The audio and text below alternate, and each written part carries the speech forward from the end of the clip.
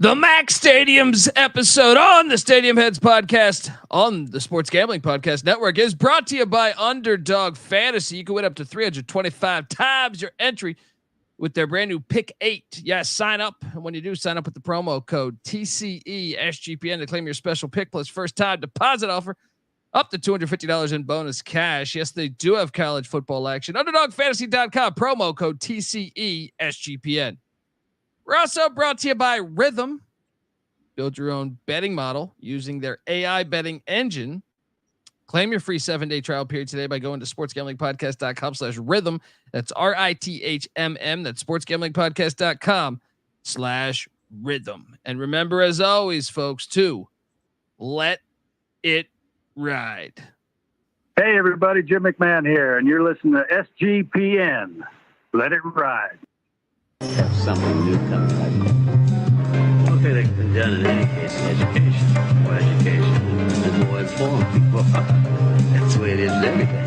The young ones, they ask me advice, and I always tell them, get as much knowledge as you can. Stadium Heads, man. The granddaddy of them all, the famed Rose Bowl, jammed with the color of over 100,000 fans for its 67th renewal. And the weather here today at Notre Dame Stadium, in a word, it is cold, but it is football weather. The temperature 37 degrees, humidity 79%. Forecast cloudy for light rain later on this afternoon. The average person doesn't know what a good stadium is. They might think they know what a good stadium is, but they think just, our seats are nice and it's so comfortable. We have a 10,000 inch screen we can watch the replay on while we're watching the game, and we got a waiter coming over to take our orders, right? And there's 20 million bathrooms close to us. That's not what makes a good stadium. A good stadium is the look of it, the feel of it, the history of it, the soul of it. That's what makes a good stadium. That's what I mean when I say we're stadium heads. We are stadium heads. They get to run around. Now those people, they shouldn't even be there. That doesn't even count. If you can't get out in the elements, you shouldn't even go to the game. That's the worst thing. Those darn boxes up there and dome stadiums and stuff. We don't need that, right? Welcome to sunny El Paso, the 52nd Sun Bowl, and now this ancient facility is one of the great settings in all of college football. Neyland is now in its 87th year. That's what we are, though. We are stadium heads. Welcome back to the Stadium Heads podcast. That is what we are, stadium heads, as we talk MACtion. Yes, the Mac Stadiums. I'm excited to break all these ones down. YouTube.com/@Stadium Heads SGPN. Go on over there, hit that like and subscribe button. It's never too early for MACtion. Nobody owns a Tuesday or Wednesday like the Mac, baby. If you're wondering just who the hell you're listening to, my name is Colby Swinging Database Dad, aka Pick Dundee. That's not a pick. This is a pick. He was raised in the land down under, where a man thinks on his feet, speaks with his fists, and lives by his wits. When Dundee happened, he was a superstar. Nobody knows nothing. Somebody knows. Double the price, but no one touches Dundee. I love me some action. I can remember Chester Taylor and the Toledo Rockets back in the day. Wasad Payton. Thursday night, I'm a 10-year-old watching this thing. All right, I remember back in the day, Saban. I don't remember. I'm not old enough to remember him playing in the MAC, even though he did. But coaching, I do remember him coaching the Toledo Rockets. Excited to talk all about MACtion. I even have me and my brothers growing up. We all had our one MACtion team. Mine was the Eastern Michigan Eagles that were asked for a long time. But we're going to get into it. All right. I am joined by, I call him the most interesting man in college football. He's been everywhere to every stadium pretty much. And ESPN might have said it better than me. They wanted to shout out Michael Barker. You can follow him on Twitter at CFB Campus Tour. This is his 84th college football game of the 2023 season. He said he's going to end at 90 college football games he's attended this year with the college football national title in Houston. And so, again, he's out there with everybody. He's like wet the US weather. Postal Service. Rain, sleet, snow, it doesn't Rain, sleet, snow is MACtion. Give it up for Michael Barker, aka College Football Campus Tour. How are you, brother? I'm doing great. And MACtion is a magical term. When you hear that or you see that hashtag, we're getting into a fun time of the season. And you can't be a college football traveler and get to all 133 FBS stadiums or 90 games in a year without MACtion, because you need those Tuesday, Wednesday games, and they make it so you can go to 6 games per week and 24 in a month, and you stay out on the road. You don't even come home. So when you hit November and MACtion is there, you're in the peak part of college football season. So it'll be fun to talk about their stadiums. Yes, we even got the MAC Sports Connection podcast in here, which everybody should go check out. Nothing Shout out quite. to Alex. Yes, Alex. He's been on the College Football Experience. I know you have known him for quite a while. Shout out to all his work, because he just covers MAC everything. There's a cross country event going on, he's got you covered. This guy going deep. So give him a follow on Twitter as well. Shout out to the whole chat. Nicholas Cano in there says, never got my hat. Well, DM me, damn it. It's not my fault if the thing delivers and someone steals it. DM me again. I'll send you another hat. All right. Yeah, MACtion is interesting because we got a new team joining next season, not this season. That's the UMass Minutemen. Before we dive into this going team by team, what do you make of the addition next year of the Minutemen coming in? They used to be in the MAC. They're coming back home, I guess.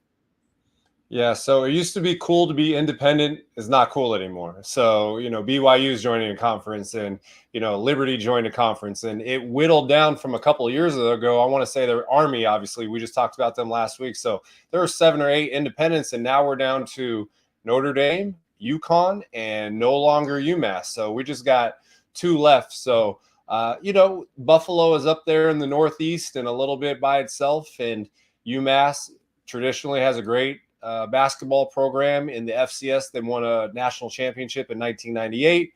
And, I think that obviously academically they bring a lot to the conference. So their stadium size fits in with some of these MAC schools. And, I like an extra opportunity to get up there in the Northeast. They have a good rivalry with UConn. I've been to that game a couple times. So I think it's a good move. And, the MAC has been the most stable conference out of any. So for them to add a school, it's a big deal. And I'm sure that UMass fans are excited, because you get stuck in that independent purgatory where you're not playing for very much. And so the MAC, we see it's a conference where you can flip one year and go 10-2, and the next year you're going 4-6. So anybody could pop up. And I think this will help their program, and, a good addition to the conference for the MAC. Yeah. And they won't have to play 3 SEC opponents like they have this year. People didn't realize the SEC also, Oklahoma and Texas stole the headlines. UMass in there for 1 season coming up this season. Shout out to Dustin Wiesa. Thursday better be full of MACtion. Yeah, Tuesday, Wednesday. I think it used to more so be Thursday. When in the 90s, when I remember, getting this thing called cable TV and stuff, and then we're just like, what the hell is Toledo? And I don't even think, as a 9-10-year-old, I had no idea. I think I knew it was in Ohio at the time, but I just like, where the hell is this? I need to figure this out. But man, they had some fire teams with Gary Pinkel and stuff. I'm sure we'll talk about that in a bit. Let's jump into it. But before I do that, I want to tell you that you are listening to the Stadium Heads podcast, part of the Sports Gambling Podcast Network. Moonoff, the Machine, Manji, and Chris are getting ready for the NFL season on the Propcast. They got episodes dedicated to season-long props and the awards market. So check it out. Plus, check out CJ Sullivan, the bet detective, a.k.a. Scumbagger Vance, my pal, and check his comedy. Very, very funny stand-up comic. And his road to $10 million on the Bottom Line Bobs podcast. Check it out, Bottom Line Bobs. Fantastic stuff. He's on the College Football Experience a lot. Tune in wherever you get your podcast on the SGPN app. So do that. And remember, as always, folks, to let it ride. All right, here we are. And look, we opened this up. If you haven't followed our format, by the way, Stadium Heads, and you're going to need to jump over there, subscribe to us, folks. I highly recommend watching this version on YouTube as opposed to listening to the podcast. But if you're listening to it, that's okay too. But we basically rattle off. We have a list where we'll see where the last time Michael went to each stop, because he's been to every damn FBS school and a lot of the FCS. So let's just jump into that. Talking Mac stadiums here. Michael's travels, most recently he was, last year you did Bowling Green, Central Michigan, Eastern Michigan, Kent State, Ohio, and Western Michigan. That's a lot of MACtion for one guy living in California. Let's get to it. So the last time he went to Akron, Infocision Field, we like to call it Akron Stadium here, was 2021 as the Ball State Cardinals came into town. The last time you were in Muncie, Indiana, not going to get Muncie out in the middle of nowhere. Central Michigan was coming into Muncie in 2021. The last time you were at the Doit in Bowling Green, Ohio, Ball State was coming into town. The last time you were at UB Stadium for the Buffalo Bulls game was last season when the Ohio Bobcats came to town. Last time you were saying fire up chips with the Central Michigan Chippewas was last season when Northern Illinois came to town. The last time you saw the factory in Eastern Michigan was last season when Akron came to town. And the last time you were at Dick Stadium, Kent, Ohio, was when Bowling Green came to town last season. The last time you were at Yager Stadium in Oxford, Ohio, was when Bowling Green came to town in 2021. The last time you were in DeKalb, I always butcher that. People have left bad reviews on my college football experience because I can't say if I say DeKalb, it never goes as DeKalb. But Northern Illinois, that's the home of Northern Illinois. They are located in DeKalb or DeKalb, wherever. You were there in 2022 as the Central Michigan Chippewas came to town. The Ohio Bobcats in Athens, Ohio. You were there last season as Central Michigan also came to town there. You were in the Glass Bowl, Toledo, Ohio, as Ball State came to town in 2022. And you were in Kalamazoo last season as Bowling Green came to town. Out of all of those travels, I mean, is there one story, and I know we're going to go team by team, but is one of those ones like the crazier game or, maybe the weather conditions were just ridiculous?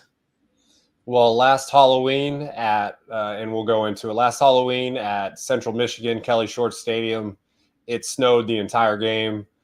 Pre-game, I dress California warm, which is, jacket and snow pants, and then you got Jordans on and a beanie, right? And your feet are frozen by the first quarter. So we got to take care of that. But it snowed the whole game, and it got some great shots in the snow.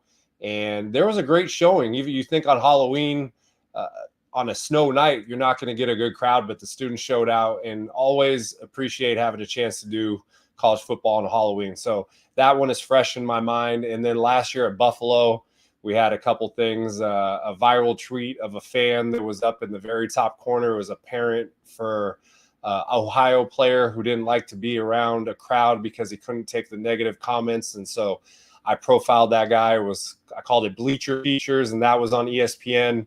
And then I found him 2 weeks later at Ohio. And then also at that game, a pretty famous obstructed view photo behind the play clock with a 0% view, and you just see me facing the back of a play clock. So those are a couple that jump out. But the fun thing about MACtion is the schools and the games are very even. It could be a shootout. It could be, you just don't know what it's going to be. And so that's part of the fun, is roaming the stadium. And you also, there's the only games on. So if people want to get coverage on Twitter, they're going to look to the people who are there. So you own social media from a coverage perspective on these weeknights as well.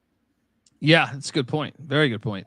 All right, well, let's start this voyage here as we jump over to the Akron Zips. But before we do that, I do want to tell you that the Stadium Heads MACtion podcast is brought to you by Underdog Fantasy. Pick 8 is now live. Create entries with up to 8 picks, and Underdog will automatically double flex entries so you can miss up to 2 picks and still win your entry with more picks to make and extra ways to win. The excitement is higher than ever. And the best part, you go up to 325 times your original amount. You can now use specials and boosts too on all flexed entries. Don't miss your chance to try it out before it's gone. So sign up. And when you do, sign up with the promo code TCESGPN to claim your special pick. Plus first time deposit offer up to $250 in bonus cash. Yes, they do have college football action. UnderdogFantasy.com, promo code TCESGPN. We're also brought to you by Circa Survivor and Circa Millions. Yes, if you haven't been to Circa in Vegas, you need to, because let me tell you, Circa Sports is back with Circa Survivor and Circa Millions, giving away $16 million in guaranteed prizes. And of course, Circa has, their contests have no rake. Circa Millions, you pick 5 NFL teams ATS each week and compete for the $6 million prize, or survive the NFL gauntlet to claim the $10 million prize. Sign up in person at Circa between now and September 7th and use a proxy to play from anywhere. We even have a deal with footballcontestproxy.com to save you $50 with the promo code SGP. So check that out. Don't have a trip booked yet for Las Vegas before football season? May I recommend the Ultimate Contest Weekend is a great time to go out. If so, you can hang with my pals, Stacking the Money Green and Ride Real Money Kramer from the Sports Gambling Podcast, and enjoy some of the open bar events at the greatest sports book in the world, August 22nd through August 24th. So check that out. And remember, as always, folks, to let it ride. All right. We are here talking MACtion, Akron. I call this Akron Stadium. I don't know about you. I still call this Akron Stadium. I know it's InfoCision Stadium, Akron, Ohio. It's 15 years old. Seats 30,000, and I'm gonna be just flat out honest. This is one where your pictures moved it up my rankings. I adjusted my rankings based on your photos. Tell me about your travels to beautiful Akron, Ohio, and InfoCision / Akron Stadium. So I've been to 2 games at Akron, 2019, 2021. Right in the middle of my travels, 2020 year, there were no fans at MACtion, so that was the only year that I didn't get to go there. But what happens with MACtion is, you get the 3 weeks of Tuesday, Wednesday, and then you get that one Tuesday Thanksgiving week. So there's 7 opportunities. So when we went through the list of where I've been to 7 of them last year, because you can do that per year. So the fact that I haven't been to Akron since 2021, we're going to emphasize that. They do have that game the Tuesday of Thanksgiving week this year. I think it's November 26th, so I will be at that game.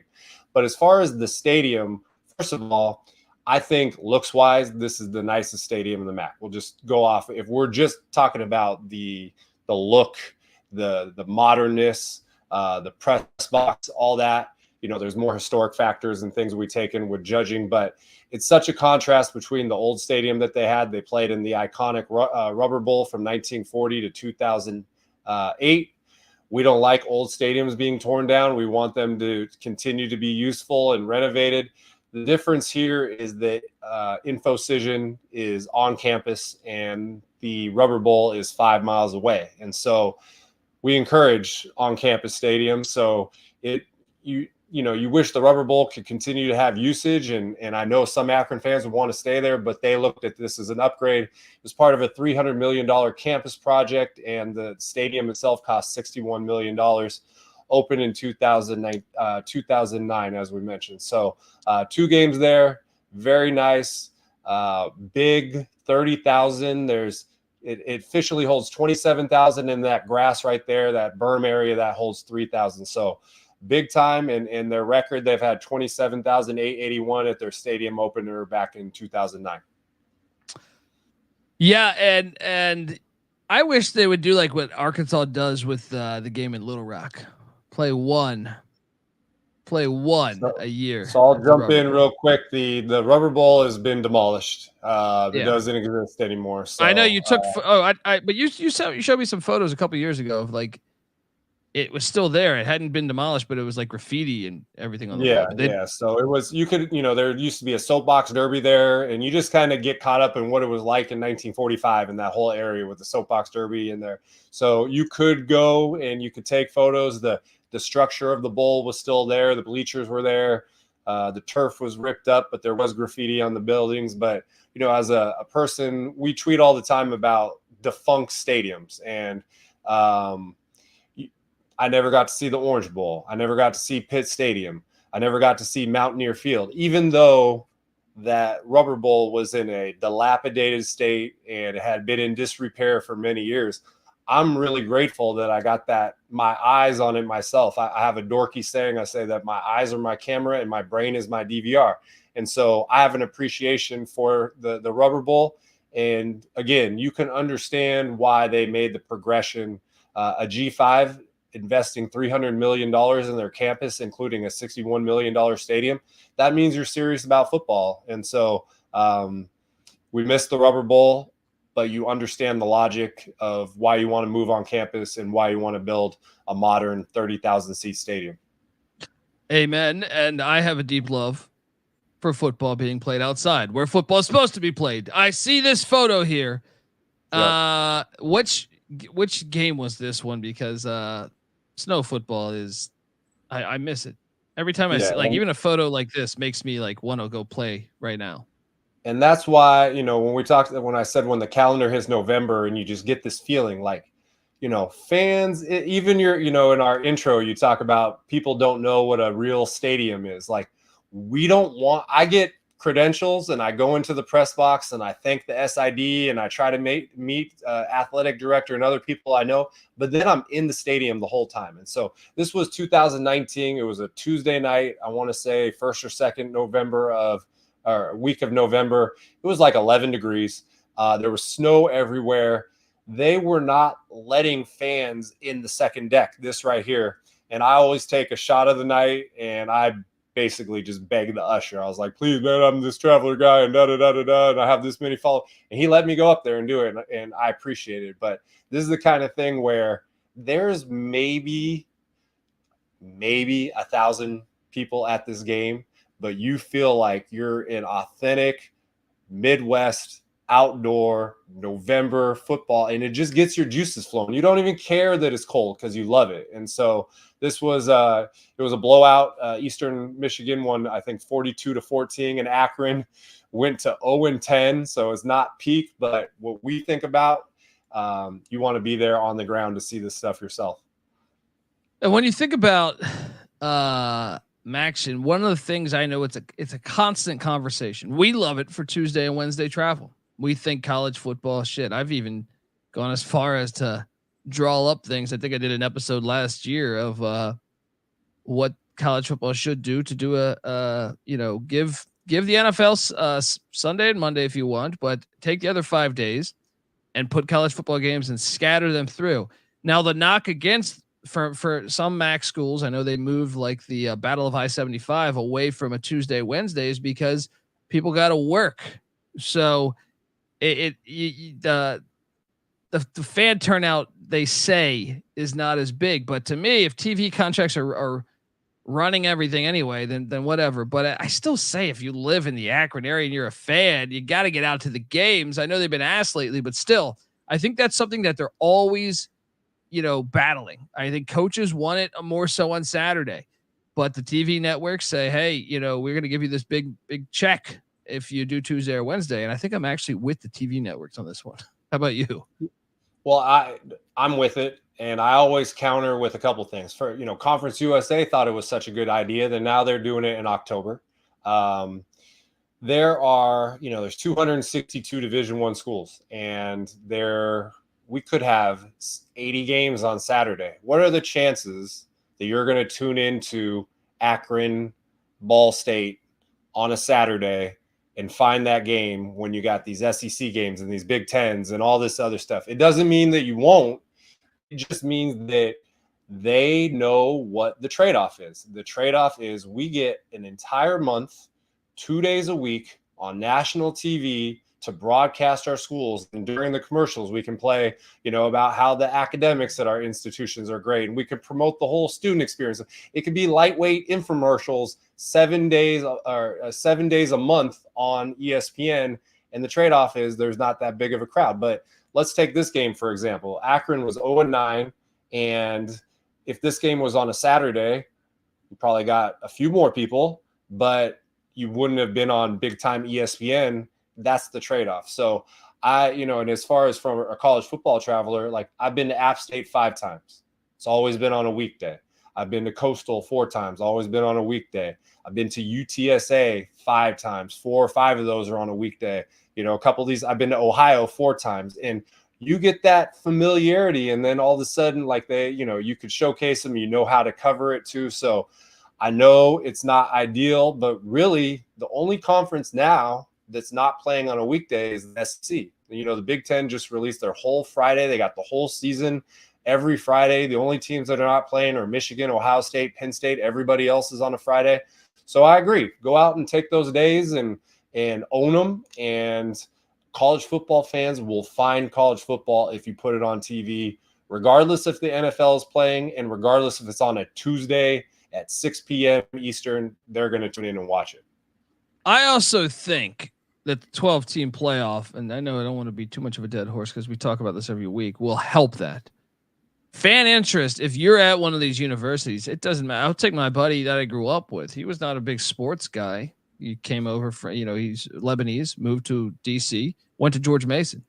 But when they made that Final Four run, it made them a George Mason fan. Now he even goes to games still to this day. And I don't think that happens in football because you're just sitting there saying, well, we can't make it. But now you look back and you say, I know the 12 team is just, your top group of 5, but Western Michigan would have made it. Northern Illinois would have made it had we had this system in the past 20 years. And that can spark something I think that we just didn't ever have before. And I bet you they expand past that in the future too, as well. So something to keep in mind there. Next up, we go to Ball State. But before we do that, I want to tell you that the Stadium Heads MACtion podcast is brought to you by Rhythm. If you're betting on player props, then you need to download Rhythm. Rhythm is the go-to sports betting tool that transforms complex data into actionable insights, empowering bettors with smarter, data-driven decisions. Unlike other platforms, Rhythm combines advanced predictive analytics with an intuitive user experience, making betting both easy and enjoyable. Rhythm's predictive models were born from the brains of MIT data scientists and quants with over 3 years of data that help drive you to better AI-backed betting decisions. Claim your free 7-day trial period today by going to sportsgamblingpodcast.com/rhythm. That's RITHMM. That's sportsgamblingpodcast.com/rhythm. And next up, we go to Muncie, Indiana. My pal, Carson Steele, is now on the Kansas City Chiefs. He had a couple glorious years there in Muncie. There we go. Look at that Fireball State t-shirt, youtube.com/@StadiumHeadsSGPN. Get on over there. Schumann Stadium, Muncie, Indiana, 57 years old, seats 22,500. Tell me about your travels to good old Muncie, Indiana. So somehow I've only been to one game here, and it was in 2021. And it was, I want to say, I was on my path to all 130 FBS stadiums at the time. This was one of the last ones. It was about 127. And there's 2 sets of photos here. One is just a campus visit during the day, and the stadium looked amazing. That's one of the, from a photo, photographer perspective, very few MACtion games in November are going to have the sun out because daylight savings time is already gone. So you get to see some of the aspects of the stadium in the day that you can't necessarily see at night. But 2021, they played Central Michigan, and it rained like hell the entire game. I remember standing on the visitor side, and those flags were just flapping really hard. And in that game, the running back Lou Nichols for Central Michigan, he ran for 219 yards and 3 touchdowns. He just put them on their back and won it. But this stadium was built in 1967. It started with 16,000 seats. They got it up to 22,000. It was named Ball State Stadium until 2006. And, famous alumnus David Letterman was lobbying to get the stadium named after him. But John and Joan Schumann, they're donors, and so they got their name on it. And, it holds 22,000 officially, but you can see that grass area on this stadium as well. In 2008, they were 11-0, and their season finale was against Western Michigan, and they set the record, 23,861 fans at the game. And they won that, and they finished the regular season 12-0. That was the biggest crowd. So, this is a cool stadium. What I like about it is you got some, you have end zone seats, and in that far end zone you're showing, you got that berm grass area. And I just like those pillars. I don't know how to describe it other than there's pillars out there. You got a sleek press box. You can walk around the stadium pretty easy. So they play a game on a weeknight in November this year. I can't the date is escaping me, but I will be back at Schumann this fall. Yes, and Nate Davis was the quarterback on that 11-0 team, and that's a perfect example. They packed that thing, because they were winning. Like I said, college students, I feel like even if they're not into if you just start winning and you have a legit shot to get to a postseason, I think it changes everything. Give the students and the city a reason. Give them a reason, and they will come. Yes, they will come. Just give them a reason. I can't help but I host the college basketball experience, and I can't help but think when Grand Canyon plays a game, they've been to the tournament 2 or 3 years in a row. They have one of the best home environments. Gonzaga. I've been to a basketball game at Grand Canyon. At Grand Canyon, there we go. I can attest to it. Yes. Yeah, that's what I'm saying. At Gonzaga, the same way. That didn't just start up. Gonzaga in the 90s started winning games, or late 80s. With, they had John Stockton at one point, but I'm saying then that starts building and it starts becoming a show in town, all because they have a shot. It's essential to me to get that. But shout out to Dustin and everyone in the chat. He likes this one. Now Cannabis Capper says, how different is the weekday crowd experience compared to the weekend? Depends on the matchup. I would say it does depend on the matchup because, and you might know this better than me, Michael, but I think, if they're 10-1 or 11-0, I think they'll come out. And I think, if Akron, who you just touched on a minute ago, they were 0 whatever when you went to that game. So obviously it's a Tuesday night. Probably got to work a shift or something. You want to really bust your ass and go out to a night game of a winless team with no chance? I think that probably has something to do with it. But Michael, do you want to answer that one? I feel like that the crowds are better on Saturday for the most part. We're going to get to Central Michigan. I've been to 2 games at Central Michigan. One was in the snow last year on Halloween in October, and the students showed out, but it wasn't, a huge crowd. And in 2021, same scenario with Ball State. I needed it to get to 1:30. I actually went to their homecoming, and it was damn near a sellout. And it was at, I want to say 2 p.m. in the afternoon instead of 7 p.m. So I would say, with some exceptions, I think I went to Bowling Green versus Toledo Battle of I-75 in 2022. That was a weeknight game. They got over 20,000 on that game. So there can be exceptions there, but I would say that for the most part, the in-stadium crowd experience is usually going to be better on Saturday if there's no special circumstance, like they're 11-0 and they're going to, clinch a spot in the MAC championship or something like that. So if it's just 2 regular season games, I would say by default, the Saturday is going to be a better crowd experience. But for a traveling perspective, you want to just get a chance to go anytime. So you'll take those weeknights every single year. I think you're right too, because I think part of it is just built into the how many people work office jobs, or how many people work jobs where you travel. I mean, I got a brother that goes all over the United States. So it just on a Saturday, normally you got the day off. Not many, unless you're bartending or cop or something. You know what I mean? Like, I feel like you don't work on Saturday or work for ESPN. But I just feel like it's more programmed. Hey, we got the day off. Hey, let's go catch the game. But this is something I think it's worth the sacrifice to play those games on weekdays at the same time. This stadium does look beautiful though, man. And especially since they play all of September and all of October on Saturdays. And then most of them play Black Friday on the last week of the season. So we're talking about 3 or 4 weeks. And, Conference USA just started doing it. Last year, I went to 8 of the 10 Conference USA schools. MAC, I usually can do 7 out of 10. So it's a good way to, if you're fortunate, obviously, to be able to do this yourself. But you're right.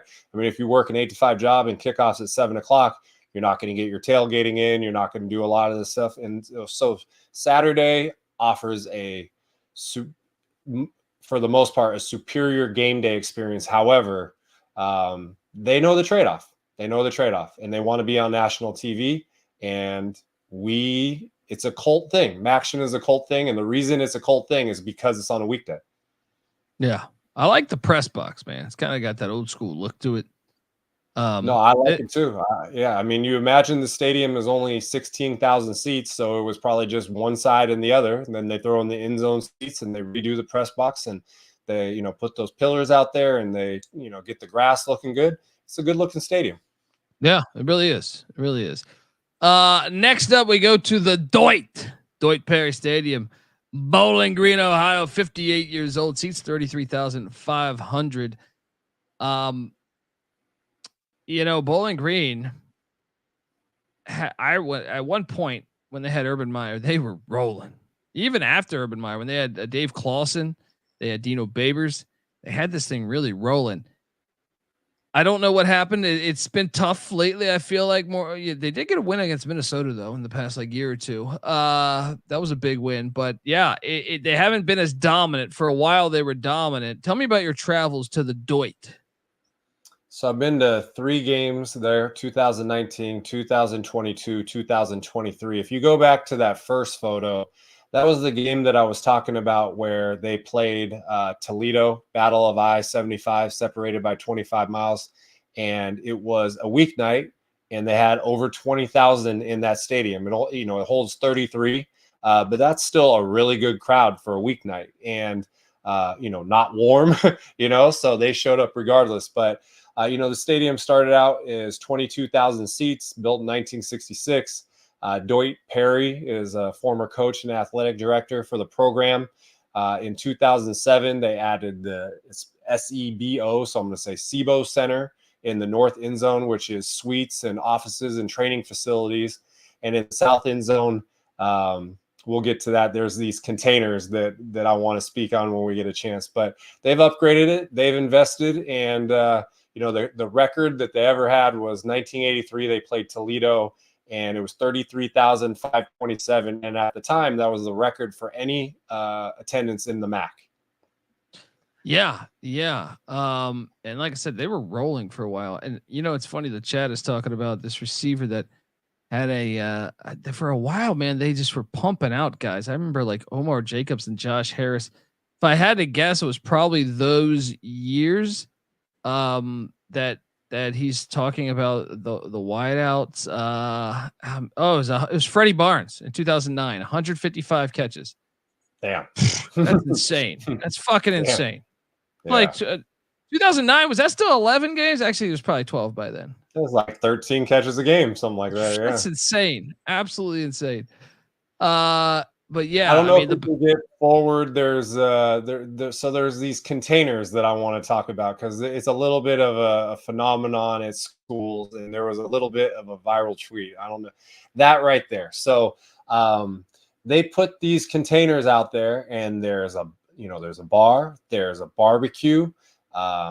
Above it, there is a putting green, and you can rent these things out and watch it, and they're heated, and so I love it. Yeah, and I've seen these at other stadiums, and during it was either the end of last year or the beginning of this year, the Atlanta Falcons released a thing where they were going to start offering these premium in zone private outdoor suites, and they look just like this. And I did a tweet. I said, "Poverty NFL franchise copying the great Bowling Green State University, who did it first and better," right? And that thing just went all over the place. So, but this is what you do to be innovative, right? They're not cutting down on attendance. They're not removing some bleacher. They're not knocking down a building. They're offering something unique, and maybe it's not for you. Maybe you don't want to do it, but there are some people that want to have a little party. It's almost like tailgating at the stadium. We talked about Charlotte last week having that Niner Club at the top of the road zone. So I've seen these. Austin P I can think of right off the top of my head. SEMO I can think of, and there's plenty other I'm sure people can suggest. But this right there is when you talk about the ingenuity that you need to be a G5 to get butts in the seats. Okay, maybe you don't want to freeze your butt off in the bleacher on a Tuesday, but maybe you can get 15 people together to throw in $80 a pop, rent this thing out and have a barbecue and have beers and, sit at the second level and enjoy the game a little bit differently. So I like these. I thought they were pretty cool. I was about to ask, what do you think one of those go for? I always try to ask, because I want to put there in some ways I try to act like a reporter, even though people want to tell me that I'm not. I want to say it was somewhere around $1,500 a game.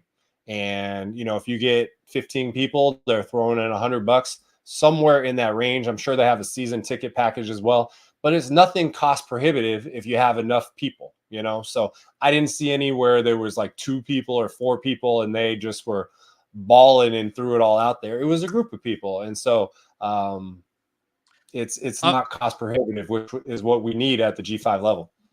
Dude, I like, we might have to do an SGPN trip where we, a stadium heads trip where we meet up with stadium heads and just put that thing on the, write that thing off to Uncle Sam, because that just seems like I'm going there this year. So you guys, that seems like a great fucking plan, man. We got to figure that out. I think those things are awesome. And I didn't want to scoot past some of these other photos. It looks cool. You know, it's a cool stadium. And look, the Battle of I-75 is a rivalry that I think it's one of the low key great rivalries in college sports. And we do have an obstructed view alert here. YouTube.com/@StadiumHeadsSGPN. What are we getting here? 35%? Yeah, and there's 4 of them because there's twin ones on each side, and then they're on each side of the press box. So I think I took a joke tweet and I did 4 of them all at the same time. But it's the classic thing. I'm guessing that originally maybe it didn't have that little press box, and then they built it. They intruded on a few rows within the bleachers, and then they left those to go up to the side, and it makes for a funny photo. And the SID always denies credentials for social media people. So, they're trying to avoid what they think is making fun of the stadium, and we're not. Okay. I'm saying all these positive things, and I think people should go check out a game in Bowling Green, and you could park right across the street for the stadium for free. And they have affordable concessions, and you can sit right up there. It's a great place. But hey, this is what we do. We cover the stadium, and we've said this many times. Obstructed views are fun. We're not trashing it, but you get some people who are locked into the old ways. You have to write for the official newspaper, or you have to have this or that, and they want to control it. And so anyways, for obstructed views, choose at your liking. Yeah, we don't hate on obstructed views. They take it with, these SIDs. Come on. I mean, this is something we're trying to make it fun here. And the tide is turning. Yeah. We've turned the tide. Okay. I feel like we've turned the tide because, I tell that story about Boston College and they didn't like it, whatever. But it's much better. But again, we're having fun, and people think this is fun. And when they go to the stadium, they go sit there and they like it. Okay. So, but yeah, even the great Dwight L. Perry Stadium has obstructed view photos. There you go. And I think our former president, George W. Bush, might have something to say about that. I think tide turning, as I remember, I was raised in the desert, but tides kind of it's easy to see a tide turn. It is easy to see a tide turn. We're seeing that tide 100%. Turn. And get yourself out to the Doit this fall. Let's go Bowling Green. Next up, we're going to jump over to UB Stadium. They need to get UB40 to do the halftime show at these places. Amherst, New York. I'm surprised to learn this. I think it was you a couple of years ago when I had you on our show that I thought this was in Buffalo. It's in Amherst. Mm-hmm. They got to get cool this thing. I got a speeding ticket there last year though. So that was a little bit of an issue. So, but they sent me a notice and they knocked it down to a parking violation somehow. And they said they don't like to add points to drivers' licenses and records in New York. So they'll make a deal, which is pay $150 and a speeding ticket could go away. So it was only like 52 and a 35. And so anyways, I know it's Amherst because I had a ticket that said that. 31 years old, seats 25,013 people. Okay. Number one. Yep. You had Khalil Mack here. You had Lance Leipold here. Let's ditch this. Let's ditch the track. All right. Come on. What is it going to take? How many people got to tweet at them? I can tell you exactly what it will take. Okay. So, I went there last year. These photos are from last year. I also went in 2018. They played Army at noon, and then I made the whiteout at Ohio State at night. So been there twice. The stadium was built in 1993. with 15,000 seats. So it was just the bleachers on the road side and the home side.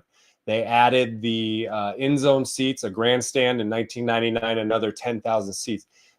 They were playing off campus at a stadium. It was called Walter Kuhn Stadium, Kunz, and it only held 4,000 seats. And so part of getting them back, they started in FCS and moved up to D1 after they improved the stadium. But this stadium had two purposes when it was built. One was to give Buffalo a bigger home, but it also was to host the 1993 World University Games, which was a track event. And so it was served a dual purpose, and great to get a stadium on campus, but now everybody hates tracks. And we did the FCS Invitational Tournament on Twitter a couple months ago, and places like Franklin Field and A.W. Mumford and Stewart Stadium at Weber State, they didn't go very far because people just looked at the track and they thought negative. So I talked to people at Buffalo when I went there, and I said the same thing. I said, you got to get rid of the track. And they told me it would take $50 million to do it. And I said, what are you waiting for? Right? I don't get. Sorry. No. So it's a lot of money. In the end zone there, they are just opened up a brand new indoor practice facility, state of the art. So they are investing, but we're going to get to Eastern Michigan in a couple, and they covered their track. Max Crosby donated $1 million, and they put a new gray turf there, and they put green around it. And even though it didn't close the gap between the stands and the field, it looks a lot better. And so we have Sam Houston State, we have Buffalo with full tracks, and we have Hawaii and Nevada with partial tracks, and that's it. That's all we have in FBS. So it's a big deal. It's a big deal. I'm okay with Franklin Field being Franklin Field because it's that old. I agree.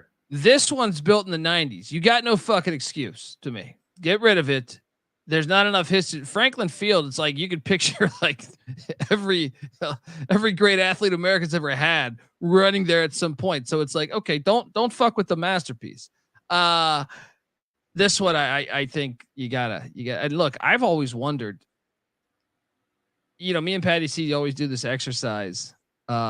Which team could be the next like big deal at their university? Like Miami was irrelevant in the 1950s and stuff. They came up in the 80s, really late 70s and 80s. You could do that for every single team. And Buffalo's one where it's like the Bills fans are so awesome. The Sabres fans are so awesome. Like they're a sports town. You just have to give them a reason. You have to give them. I like even this when I see it's like I don't care. It's a weekday. I've been to Buffalo. All right, I know what it. They're a sports town. They will show up to me if you build it. Field of Dreams. If you build it, they will come. I believe that 100% with Buffalo. You might be able to sell me on Akron or something. On Buffalo, I truly believe it. And another part of that is Buffalo Bills fans embrace the weather, right? Nobody wants to go play a playoff game at Orchard Park. I mean, I know they're getting a new stadium. So this game was cold. It was cold. And you want to embrace that as part of your identity. And, you know, no slight at some of the directional schools, but when you talk about big time, this is Buffalo, you know, University of Buffalo. It's not North this or Central this or whatever. So I agree with you. They got a cool logo. They have good alumni. They're investing in their facilities, and they have you said Coach Leopold, they've had success in their program. So we're stadium heads and we critique things, and we have enough information from people on Twitter and people have been there. Tracks are no. And so again, when I pose the question, $50 million for a G5 is extremely cost prohibitive. That being said, this university deserves a great Division I FBS stadium, and right now the track holds them back. I agree. I completely agree. We also have an obstructed view alert. Dude, this is gold. Awesome. This looks like you're awesome. It's like a it almost looks like it's like an air conditioner. You know what I mean? Like, what do you have? Like, what What is that you're staring into? I mean, is that just the column? Because it looks almost like electronic to me. It's the play clock. So, okay. yeah. So usually what they'll do is they'll put the play clock behind, behind the end zone, kind of sticking up a little bit, and nobody's going to run into it. But sometimes they're low, and maybe you can't identify it from the field. So this was the highest point that they could put, and it's a general admission seat. It has a seat number on it. At this particular game, it wasn't full capacity, so you could choose other seats, but this one is for sale. And it was actually difficult to get help with this photo because there was really nobody around. And so I have to go find somebody, have them not think that I'm a crazy person, and then get Honey, them I gotta go help this. Honey, I gotta go help this weirdo. I'll be back in 15 minutes. That's actually exactly how it went. That's exactly how it went. And so, who's this crazy guy by himself facing a shot clock and asking for a photo from a grown man stranger? That's me. That's what I do. That's what people want to see. So, so for obstructive view photos, the whole shtick is to look intently like you're watching the game, despite the fact that there's a giant play clock blocking the entire field. So, I had another photo. I had another photo from the other side. You can just see my feet sticking out of the bottom. So, but I've told people this is going to be a destination seat from now on. When next year comes around and there's people playing at UB Stadium, I'm going to be shocked if I don't get tagged in these photos for people sitting there in the same way I am in this picture. Absolute gold, man. This is fucking hilarious. YouTube.com. One of one in college football right there. One of one. YouTube.com/@StadiumHeadsSGPN. I see 994 people watching this right now. Hit that like and subscribe button if you can. And you might be confused on what I mean by saying hit the like and subscribe button. We want you to subscribe to the Stadium Heads podcast because I know I'm putting this out on like 5 different feeds. Eventually, we're going to break away from those. All right. So don't just subscribe to whatever you're viewing this on. You might already be subscribed. Stadium Heads, get on over there. 995 people, please. Thank you. We're grateful. Go to my Twitter profile, and my pinned link is the link to this YouTube, and you can just hit subscribe and like, and more subscribers, maybe a little bit more ad money. Maybe we could push the envelope a little bit more with our travels this year. So help me, help you, help me, that sort of thing. So yes. A+B=C. If you want to see Michael and more shots like this, it honestly, it helps. And then obviously us getting sponsors helps that. We like to get everything going here.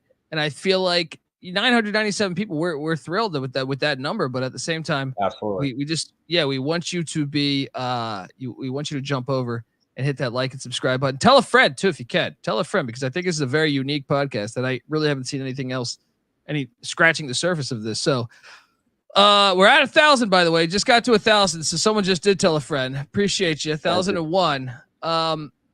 If we get to 1,500 this episode, I'll do a 50% off the t-shirts. All right. I'll put it like that. Nice. 50% off the t-shirts. If we get to 1,500. So tell everybody, look at that. Stadium Heads, get on over SGP. If you get the SGPN app, it's free to download in the App Store and Google Play Store. You can just click on the merch store, or you can go to sportsgamblingpodcast.com, click on merch, Stadium Heads. It's all there. Next up, we got Central Michigan, Kelly Short Stadium, Mount Pleasant, Michigan, 52 years old, seats 35,107. And I'm not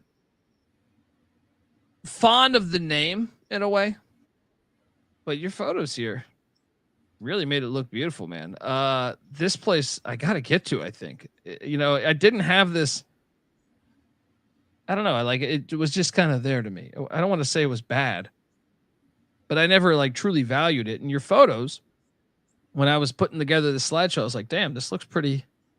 This looks like a cooler stadium than I thought. Tell me about your travels to catch the Chippewas play. So as far as the name, first of all, so Perry Shorts Stadium was the original name, and that was a donor named Perry Shorts. And then they had a coach, I want to say like late 30s, 40s, early 50s. His name was Bill Kelly. And so they merged it. And, you know, we see Bryant-Denny Stadium. It sounds a little bit better than Kelly Shorts, but that's where the name derives from. So this place, built in 1972, started out with 25,000 up to 35,000. 1997, $28 million expansion, added 10,000 seats, got to the number they're at there. That north end zone right there, you see that facility, that's a football facility. And then they added the press box at that time as well. But I've been to 2 games there. And so this one is from Homecoming 2021, mentioned earlier, as far as this is a big crowd. And this is when I was chasing the end of, I hit 130, which was out of 130, which was Utah on Black Friday of 2021. So somewhere November 28th. So all these MACtion ones in 2021, they were, 125 and 126. So I needed this.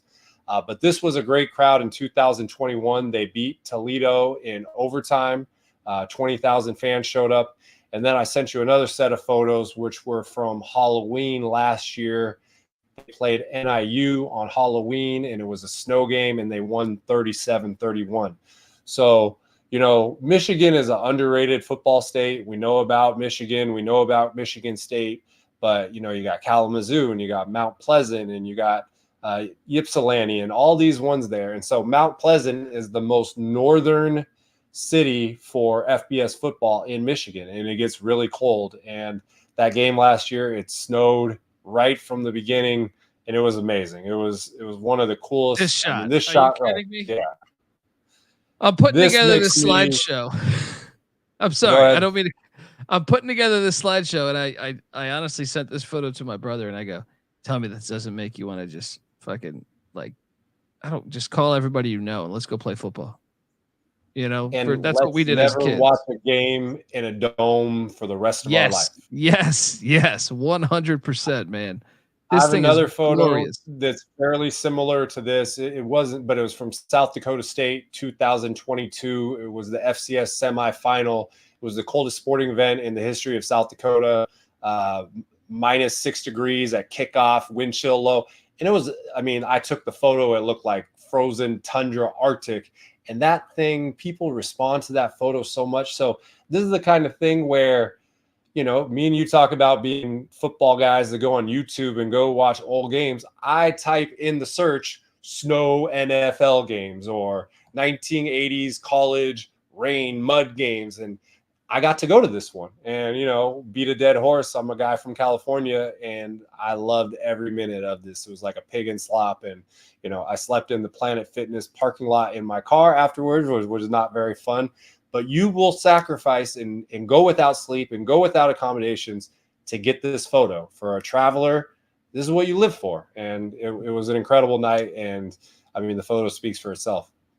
It's flawless, man. This is perfection. And I really think that people lose, like the NFL is on my shit list because every stadium's turning into a dome. And I really think they forget the element of this. Like when I was a kid, and it could have been we're on vacation in wherever, the Carolinas or Florida or something. If it was raining, but obviously where I grew up in the DC area, if it's rain, snow, we'll play football in the sunshine. Don't get me wrong. We played a lot, but if it's raining or snowing, doesn't matter what time of year it is. We're calling the friends. We're saying, hey, let's go over. We had 2 stadiums, 2 fields dedicated to, one called Lambeau, one called Soldier. We would just go say, meet at Lambeau, meet at Soldier. And that was us, man. I feel like don't forget that element of it because there's the kid in you. We're playing a game that you're playing a game that you can't play in your fucking 40s. All right. Tom Brady and 3 other people, George fucking Blanda played it. Right. But I'm saying not many people have that opportunity anymore. So it's this is something sacred from your childhood, man. This is why, we watch the games. And I think, and another, what's that? Well, another part of the childhood stuff is when we were kids, we looked up as football players as tough guys, right? Yeah. And we're not saying that they're not tough now, but this was a way to football is a battle. It's a war of attrition. It's a battle of wills, all those, you know, the sayings that people use. And this is that variable that you can't account for your scheming and how you're going to go up against somebody. You have to adapt on the fly. And, you know, this game was not snowing like this at kickoff. There was snow, but they had cleared the field, and this was the second quarter and it started coming. So when you are a child and you're talking about that, you know, the aspects that you're pointing out, you're also looking up to these guys like these are the toughest guys there. And look well at what said. they're dealing with it. And we want that to be part of football forever because that's how we respect what these guys are doing. And we're not saying they're not tough when they play in, you know, I call the NFL the CCFL, the Climate Controlled Football League. They're still tough guys, but this is the kind of thing where you can watch 40 games on Saturday if they're all in perfect weather. Maybe you're not going to get your eyes drawn, but you got that one that's a blizzard or that one that's you get drawn to that immediately, and we like it. 100%, man. I mean, you can't say it any better. It's like you took the words right out of me because I feel like that is something, an element of it. We're watching NFL films back in the day, you know, watching anything. It's such a key element of the sport. You can't lose sight of that. This stadium looks, dude, I gotta go just off that photo, but even the other photos make it look really beautiful, man. And I think maybe I was underestimating how beautiful this stadium was. There's another snow shot there. YouTube.com/@StadiumHeadsSGPN. But yeah, it's a very cool looking stadium too. Got some trees behind the stands there. Yeah, I dig it, man. And that was the first quarter right there. Yeah. So these photos without snow are the first quarter, and then the other one with the snow is the second quarter. And there's me. Like I said, I got a jacket and I'm warm, and I got my 11s on, right? Which I was about to say, how did that treat you? Kept you warm? Kept you warm still? Well, there's a point where you just don't feel your feet anymore, and that's pretty much what it was. So this year, before I hit the road, I'm going to actually invest. I say it every year, but then I'm cheap, you know, and so I don't do it. But then when you get out there and you get reminded of how frozen your feet are, and then you got to go back to your car and hit the heater for about 20 minutes to get feeling. So, but not going to discourage me to go back. So I just got to prepare a little bit better. Dude, I went to, and this, you're going to think it's funny because it was in Austin, which doesn't get that cold, but it did this time. I went to a Kansas State, Texas game where I was wearing Chucks, and damn if it didn't pour down rain the entire time. So like, I mean, but I'm happy with that. I was loving it, but I will say Chuck Taylor's not the best move when you got a heavy downpour going on.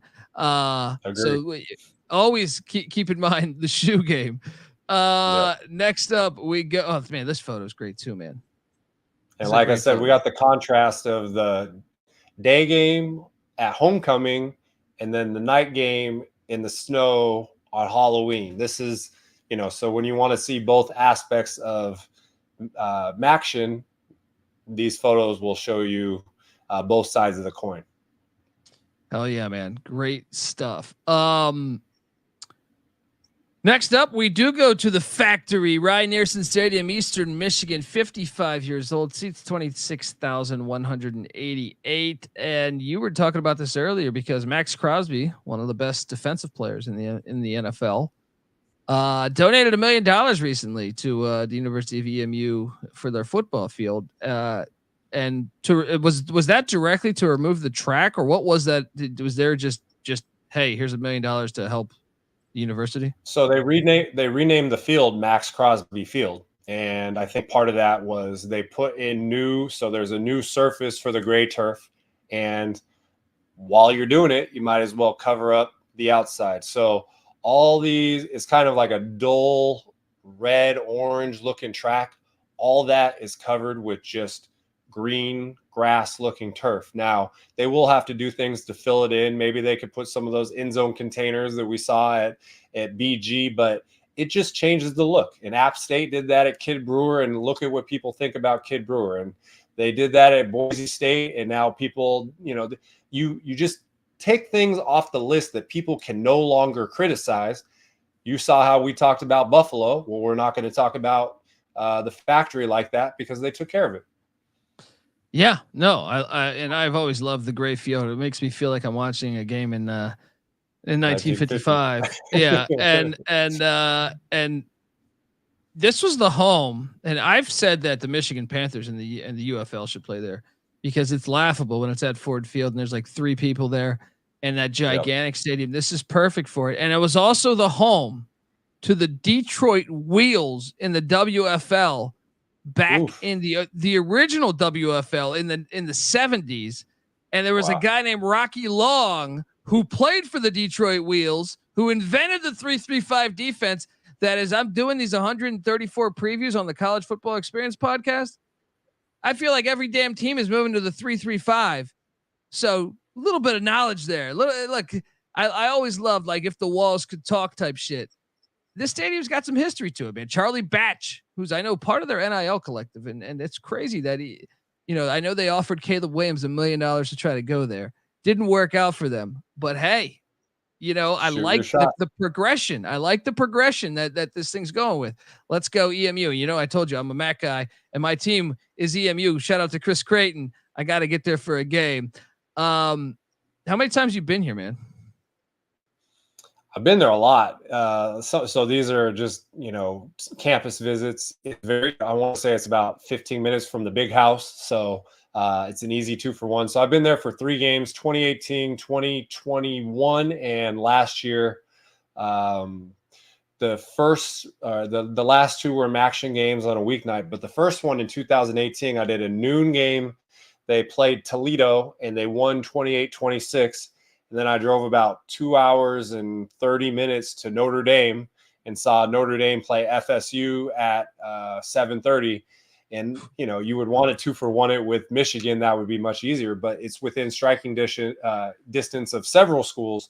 So you can do that. And even in the time that I've been going there, they changed the facade of the press box. It used to be like a gray color and now it's green. That end zone football facility, they've changed the look of that as well. And now that they've cleaned up the track thing, it's going to look a lot better on TV. So last year, there was a great game there.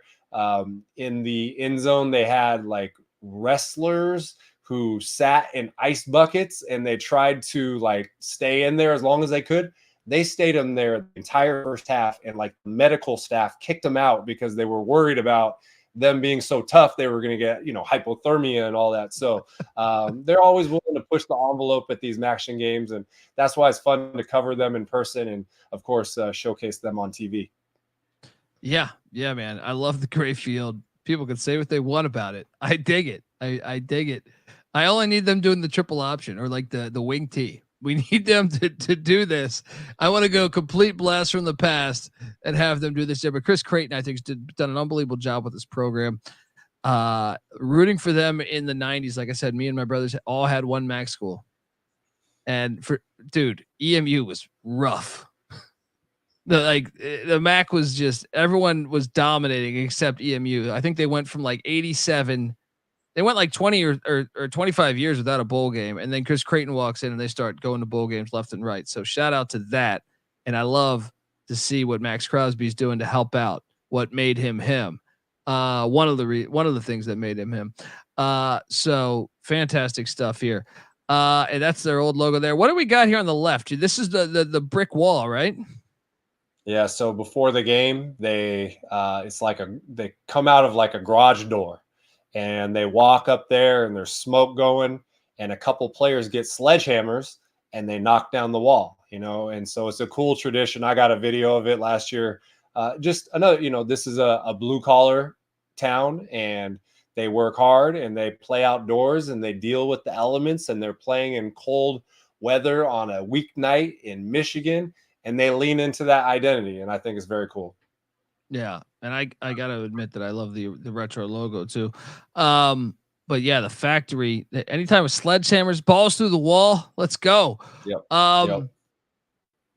Let's go to the next school, the Kent State Golden Flashes, Dick Stadium, Kent, Ohio, 55 years old.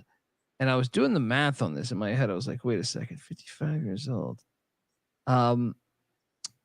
So that would be what year did they start playing games there? So just quickly, so that was what, 69? Is that 69?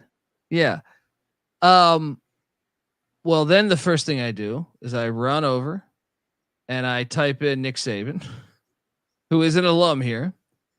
And I go, wait, he had to be playing there then, right? I'm assuming he played in the 70s. But then I'm like, wait, he's in his 70s. So he played there 70 to 72. So yes, Nick Saban was there at this very stadium. Now let's check the other famous alum, Jack Lambert. Jack Lambert he played with Nick Saban. So yes, this is what I love though about saving, not building a new stadium. The history there alone. I know that they're not a juggernaut, but to think that when you're strapping on that uniform, or if you're going to the game, you're sitting there saying, hey, this is the same stadium that Nick Saban played at. This started his path to being arguably the greatest coach ever. And Jack Lambert and some of these other greats that have gone here. And I love it, man. I dig that history. And I think they should do all things to preserve that. If anything, Saban, what's up, dude? You own like 70 car dealerships. How about you fucking kick some money to Kent State, right? Tell me about your travels to Kent, Ohio. So I've been there for 2 games, 2021, and then last year, 2023.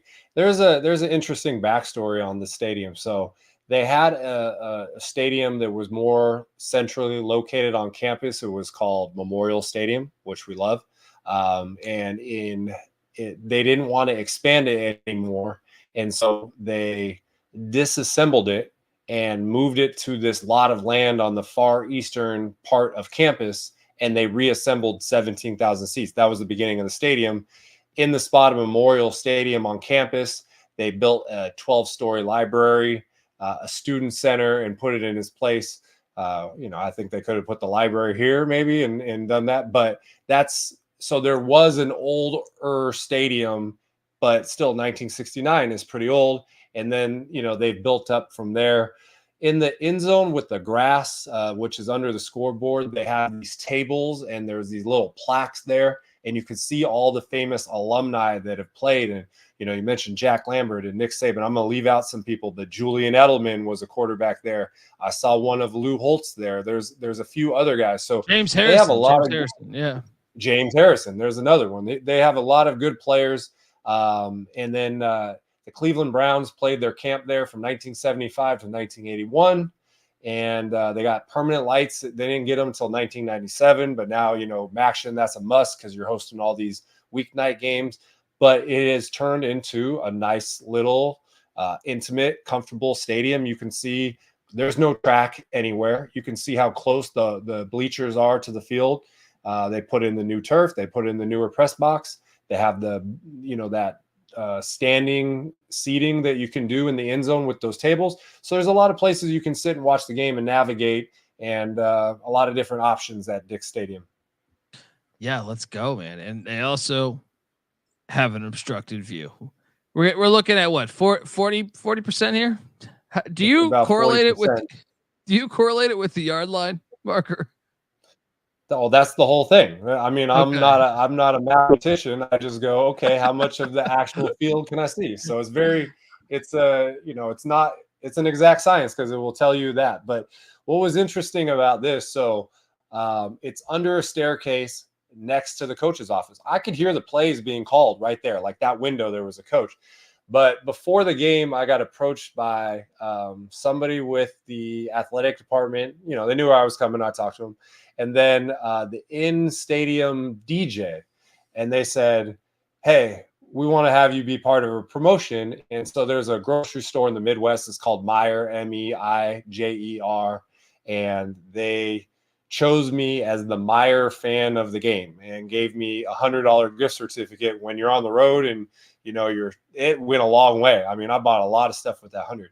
But I suggested that we do the presentation from the obstructed view seat. And so they put it on camera between the third and the fourth quarter, just the feed in the stadium.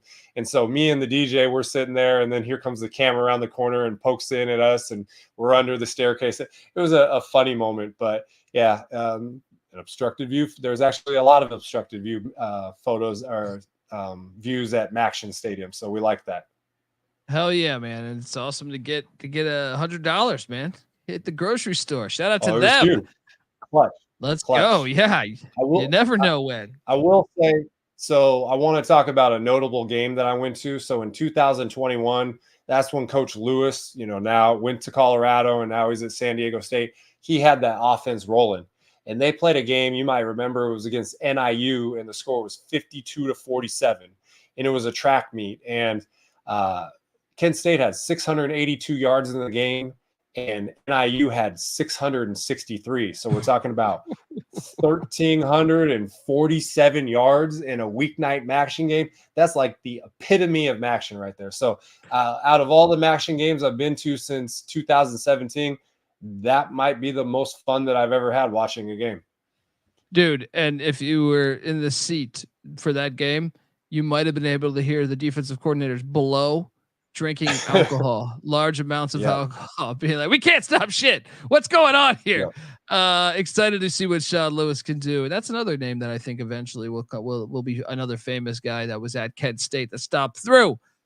Folks, if you're listening to this on the audio side, make sure to check out the B side where we go through the rest alphabetically on the Stadium Heads MACtion edition. If you're watching on YouTube, I see 1,115 people. We love those numbers. Hit the like and subscribe button. YouTube.com/@StadiumHeads. If you could switch over to there, that would be great. But stay put, because we're going to be right. We're going to be also at the same time right back. We're not going anywhere. So do that, and remember, as always, folks, to let it ride. This is the Stadium Heads MACtion style. You better start thinking about yours, and we out of here. All right, we are back on the Stadium Heads B side. Just going through Kent State and their fine university. Next up, we go to Yager Stadium. Perfect name, Yager Bomb Stadium. I mean, if you're in college, come on, it's just perfect for you. Miami, Ohio, Oxford, Ohio. It's 41 years old. Seats 30,000 and 81, I believe. Tell me about your travels to Yager Stadium, because first off, when you have the box, I'm digging it. When you show me that right away, I like it. Then I kind of dig the brick in the end, or both end zones have like brick columns. I like this one more than I thought I was. And I know Miami, Ohio. The only thing that bums me out, and I didn't do a deep dive on the history of their stadium, but I know, like, if you don't know college football, you probably don't realize how great Miami, Ohio has been over the years. This was the launching pad to like so many great head coaches that it would be cool if they played at like 100-year-old stadium, because you're sitting there saying, well, these are the same places where these guys and this guy coached and this guy coached. So do you know any of the history of that? Or, but tell me about your travels here too. Yeah, I do. So Yager Stadium was built in 1983 and it replaced Miami Field. And Miami Field was built in 1896. And before they tore it down, it was the second oldest D1 active stadium behind Franklin Field, which was built in Philadelphia, Penn, which was built 1 year earlier in 1895. And so I don't know the complete reason why they got rid of Miami Field. It was on campus, and either it was too small or, not updated, but they knocked it down. A stadium that was built in 1896, they knocked it down and they put Yager up. So very disappointing to know the history of that. But again, we talk about Archbold Stadium in Syracuse. Like, we can't go back 45 years and change it. But what you're talking about is all these guys in the history, and you showed a photo of the statues. So Miami of Ohio, I would say, almost better than anybody leans into their history. So what they call this is the cradle of coaches. and they've had some phenomenal coaches go through Miami of Ohio. So there's Paul Brown, there's Bo Schembechler, there's Ara Parseghian, there's Weeb Eubank. Most recently, there's John Harbaugh, and they all have a statue there. There's a banner up for Ben Roethlisberger because obviously he accomplished great things in Miami of Ohio, put him on the map. But you're looking at a stadium built in 1983 that's one. It might be the newest one in the MAC. We just did Buffalo was 93. So, but one of the newer stadiums there, and they've turned it into part football stadium. One end zone's got the indoor facility or the indoor practice facility and the football center. And then the opposite end zone has all these statues, the cradle of coaches. And one thing that I thought was interesting is if you look behind those statues, you see those little there's two little brick buildings. Those are the ticket offices, little booths, and they moved them from Miami Field to this site along with the stands, just like they did at Kent State when they brought the stands from Memorial Stadium. So some symmetry between Kent State and Miami. Yeah, and man, it's a tough decision to knock that thing down with that type of history. I was looking, and even like Gary Moeller and stuff was an assistant here. I wonder their list of assistants, because normally you take a lot of the staff. You have that much coaching legends, and obviously Ben Roethlisberger played here. I remember when they were really good there with him. But yeah, this is a cool shot with the fog coming in, man. When was this one? So this was 2021. I want to say this was like fireworks smoke that hadn't cleared the field yet. Okay. But it made for, I'm trying to time out photos and capitalize. And when you see that, you want to get it. But I remember this game because I got a flat tire on the way of the game, and it was about 25 degrees, and I'm changing a tire on a rental car trying to get there in time. And I made it, but those are the traveler stories that, you're happy that you overcame them, but in the heat of the moment, you think it's just going to ruin everything. But made it there on time, and there was 2 games that I went to, like I said, 2019, and most of these photos are from 2021. Got a flat tire. I have some that happened twice, 3 times. I've had that happen 3 times. Woo. Furman, UTEP, in Miami of Ohio. And I still have that when you called me. This is. Yeah. He felt like shit afterwards. Everybody. No, that's Jerry Burns, famous Vikings and former Iowa Hawkeye head coach. Yeah, look at this, man. This is very cool. Very cool. I just wish they would have preserved that stadium. Yeah, that's what I'm saying. But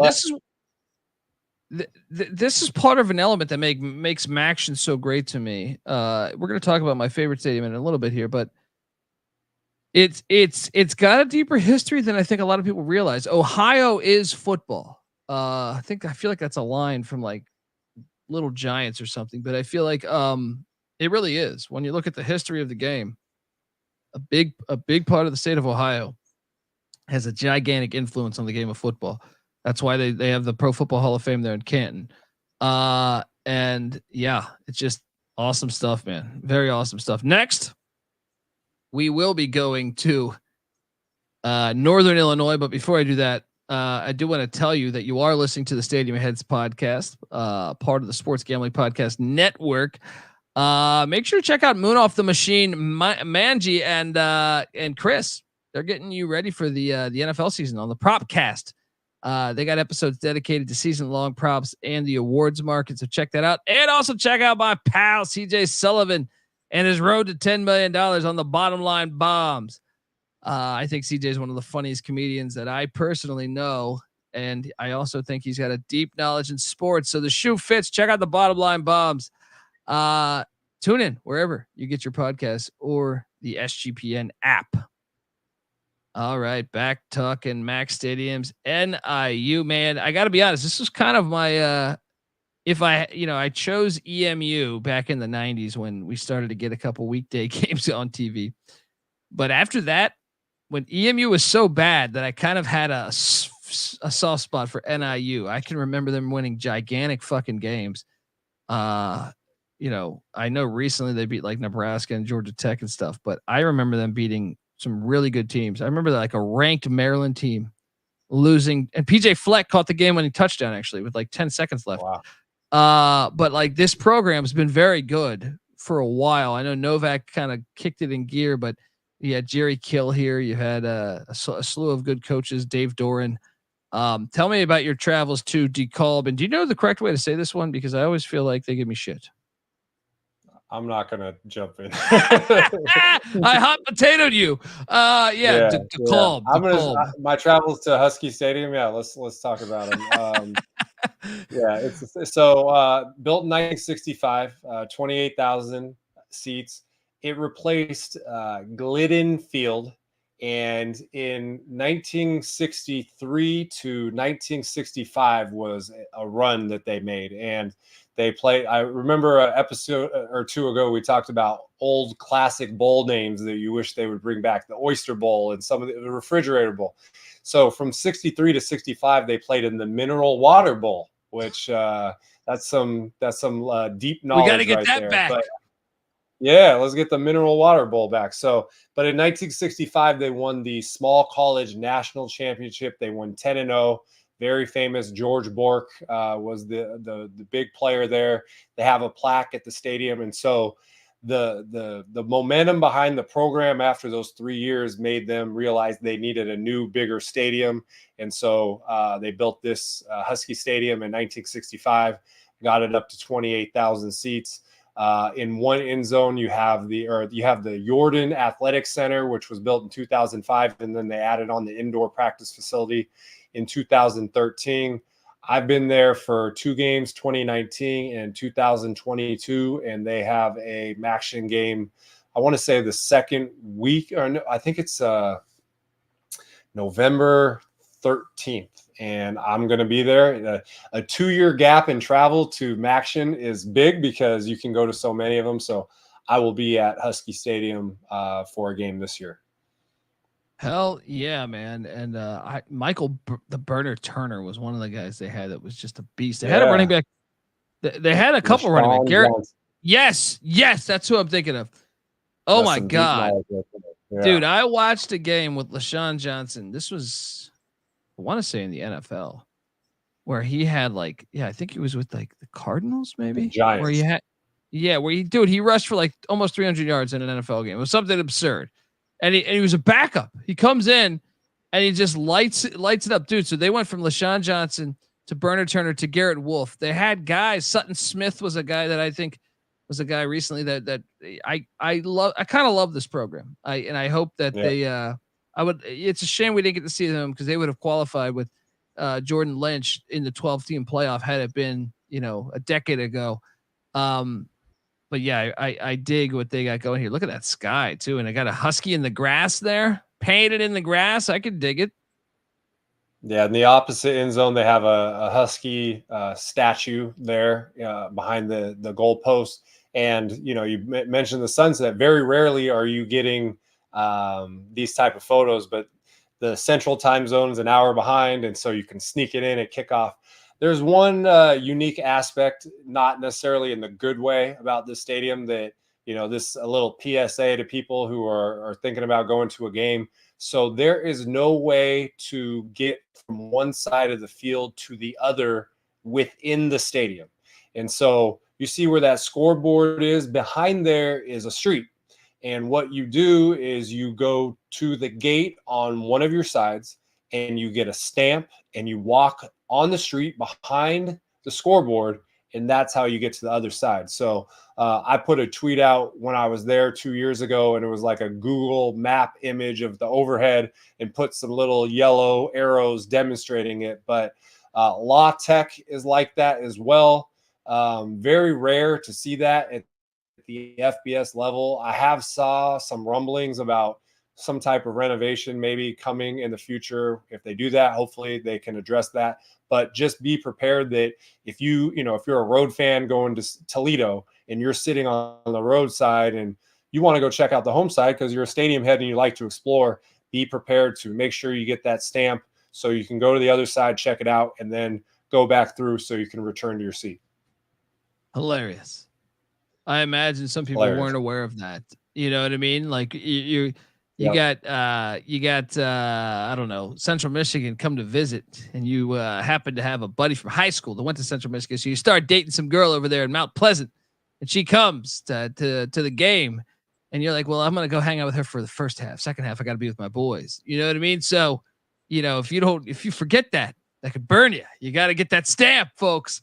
Yeah, she might be sitting next to another dude by the end of the game, right? Sutton Smith, Jordan Lynch might say, hey, I see opportunity. Let's go. Yep. 100%, especially at that age. That's happening. Yeah, absolutely. But I dig the stadium, man. I love Northern Illinois. I hope you know what I've always wanted though, man. If we're talking, you putting UMass in the conference puts them at 13 teams, I believe. Next year they'll have 13. I've been saying forever that Southern Illinois needs to be the other team. I know some people say North Dakota State, South Dakota State, or Northern Iowa. The Salukis and Huskies, they played last year, and I purposely sought out that game because I love it. I think that game should happen every year. I think Southern Illinois should be if you want to talk, I love the FCS. I want teams to stay in the FCS for the most part, but this is where the shoe fits, because if you've been to Southern Illinois, you realize it's like cornfields. It fits the MAC. It's perfect. Whereas like North Dakota State and South Dakota State, it's like you're stepping a little bit outside of MAC footprint. Southern Illinois makes sense. Who do you think they should get for a 14th team if they had to? Well, first of all, it's interesting because I went to a playoff game at Southern Illinois last year, and they have a stadium that's about 12 years old. And if it were in the MAC, it would be a top 5 stadium, a little lower in capacity, probably like 17,000, but it could be added on. It's very nice. But Carbondale, I get what you're saying. I can see the fit there.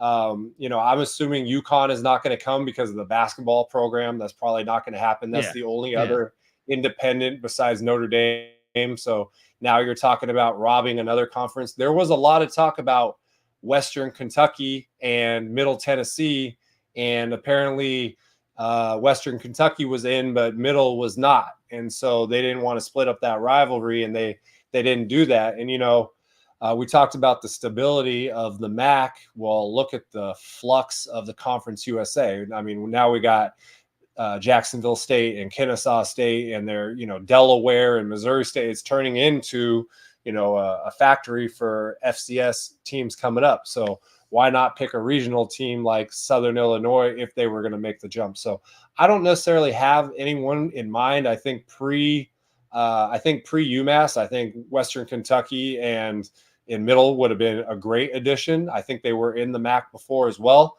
But now they got to go find a single person and not a rivalry duo like WKU and Middle. Yeah, Eastern Kentucky might be considered. But yeah, I know they've had aspirations of jumping up for a long time.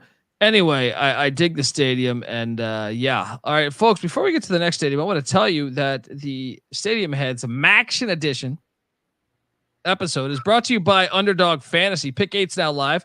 Create entries with up to 8 picks, and Underdog will automatically double flex entries, so you can miss up to 2 picks and still win your entry with more picks to make and extra ways to win. The excitement is higher than ever. The best part, you can win up to 325 times your original amount, and you can now use specials and boost on all flexed entries. Don't miss your chance to try it out before it's gone. So sign up, and when you do, sign up with the promo code TCESGPN to claim your special pick plus first time deposit offer up to $250 in bonus cash. Yes, they do have college football and college basketball. Obviously, right now it's the dog days of summer, but I'm still playing MLB CFL. I love the CFL. Playing that nonstop with the CFL action as well. UnderdogFantasy.com, promo code TCESGPN. We're also brought to you by Circa Survivor and Circa Millions. Circa Sports is back with Circa Survivor and Circa Millions, giving away $16 million in guaranteed prizes. And of course, Circa contests have no rake. Circa Millions, pick 5 NFL teams ATS each week and compete for the $6 million prize, or you survive the NFL gauntlet to claim the $10 million prize. Sign up in person at Circa Sports between now and September 7th. And use a proxy to play from anywhere. We even have a deal with the proxy. Go to footballcontestproxy.com to save you $50 with the promo code SGP. Once again, footballcontestproxy.com. But look, if you don't have your trip booked for Vegas yet before football, the Ultimate Contest Weekend is a great way to, a great weekend to go out and have a great time. Hang out. If so, you'll be able to hang out with my pals, Stacking the Money Green and Ryan Real Money Kramer, and enjoy some of the open bar events at the greatest sports book in the world, August 22nd through August 24th.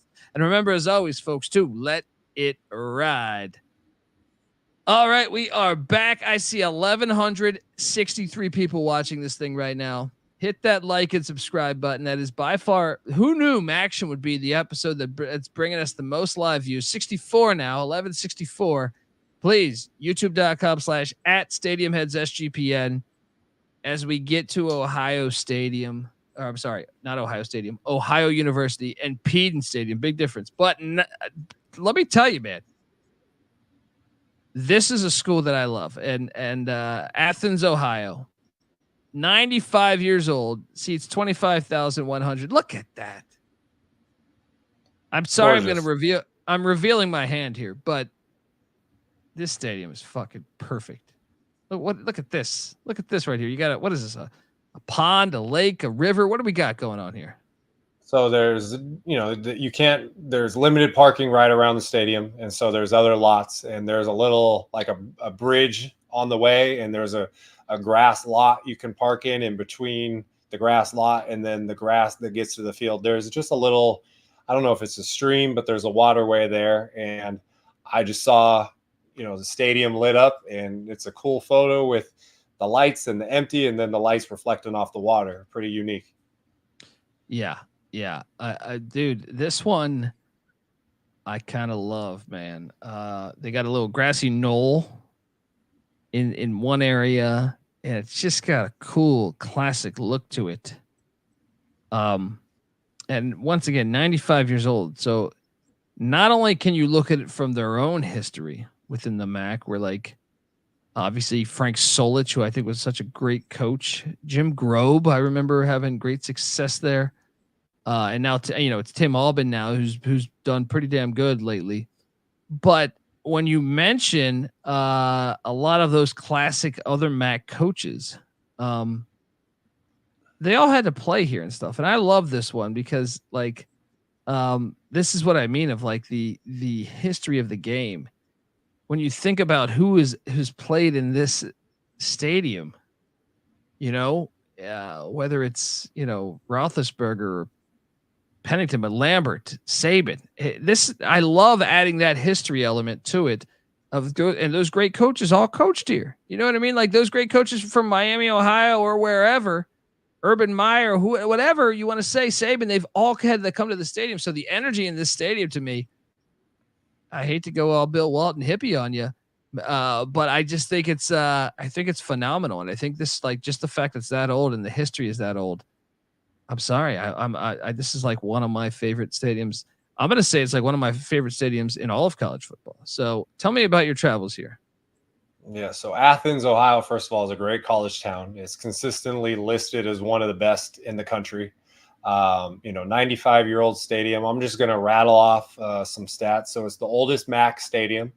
It's the third oldest stadium in the state of Ohio. It's the 29th oldest stadium in college football. It was originally named Ohio Stadium at the same time as the shoe.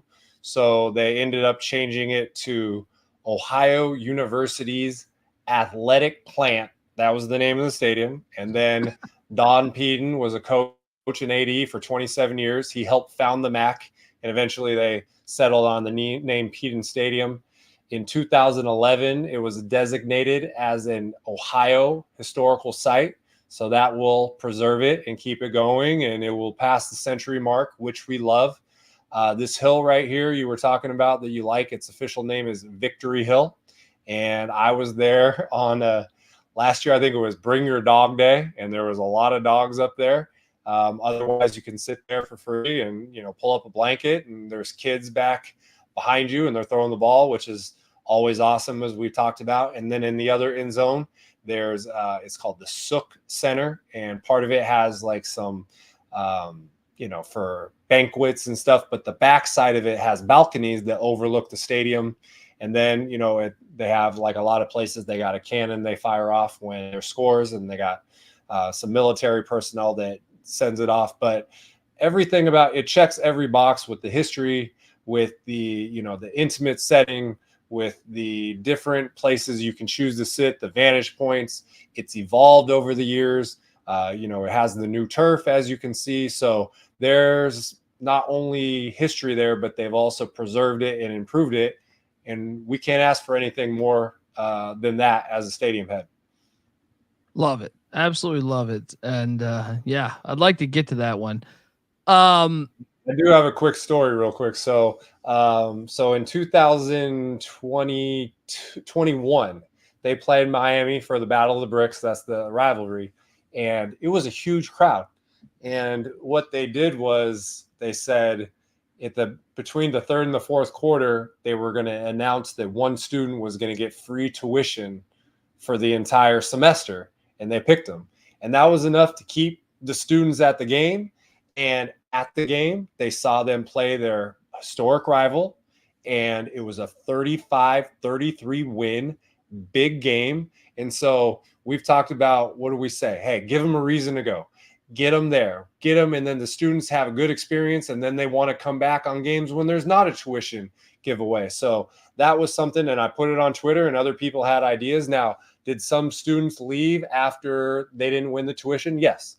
But man, I guarantee you that the ones that stayed and then those ones who were there for the first three quarters, they were impacted by seeing them play their historic rival in a huge game and winning 35-33. So, we saw the storage containers at BG. We see some other things there. That's another little trick.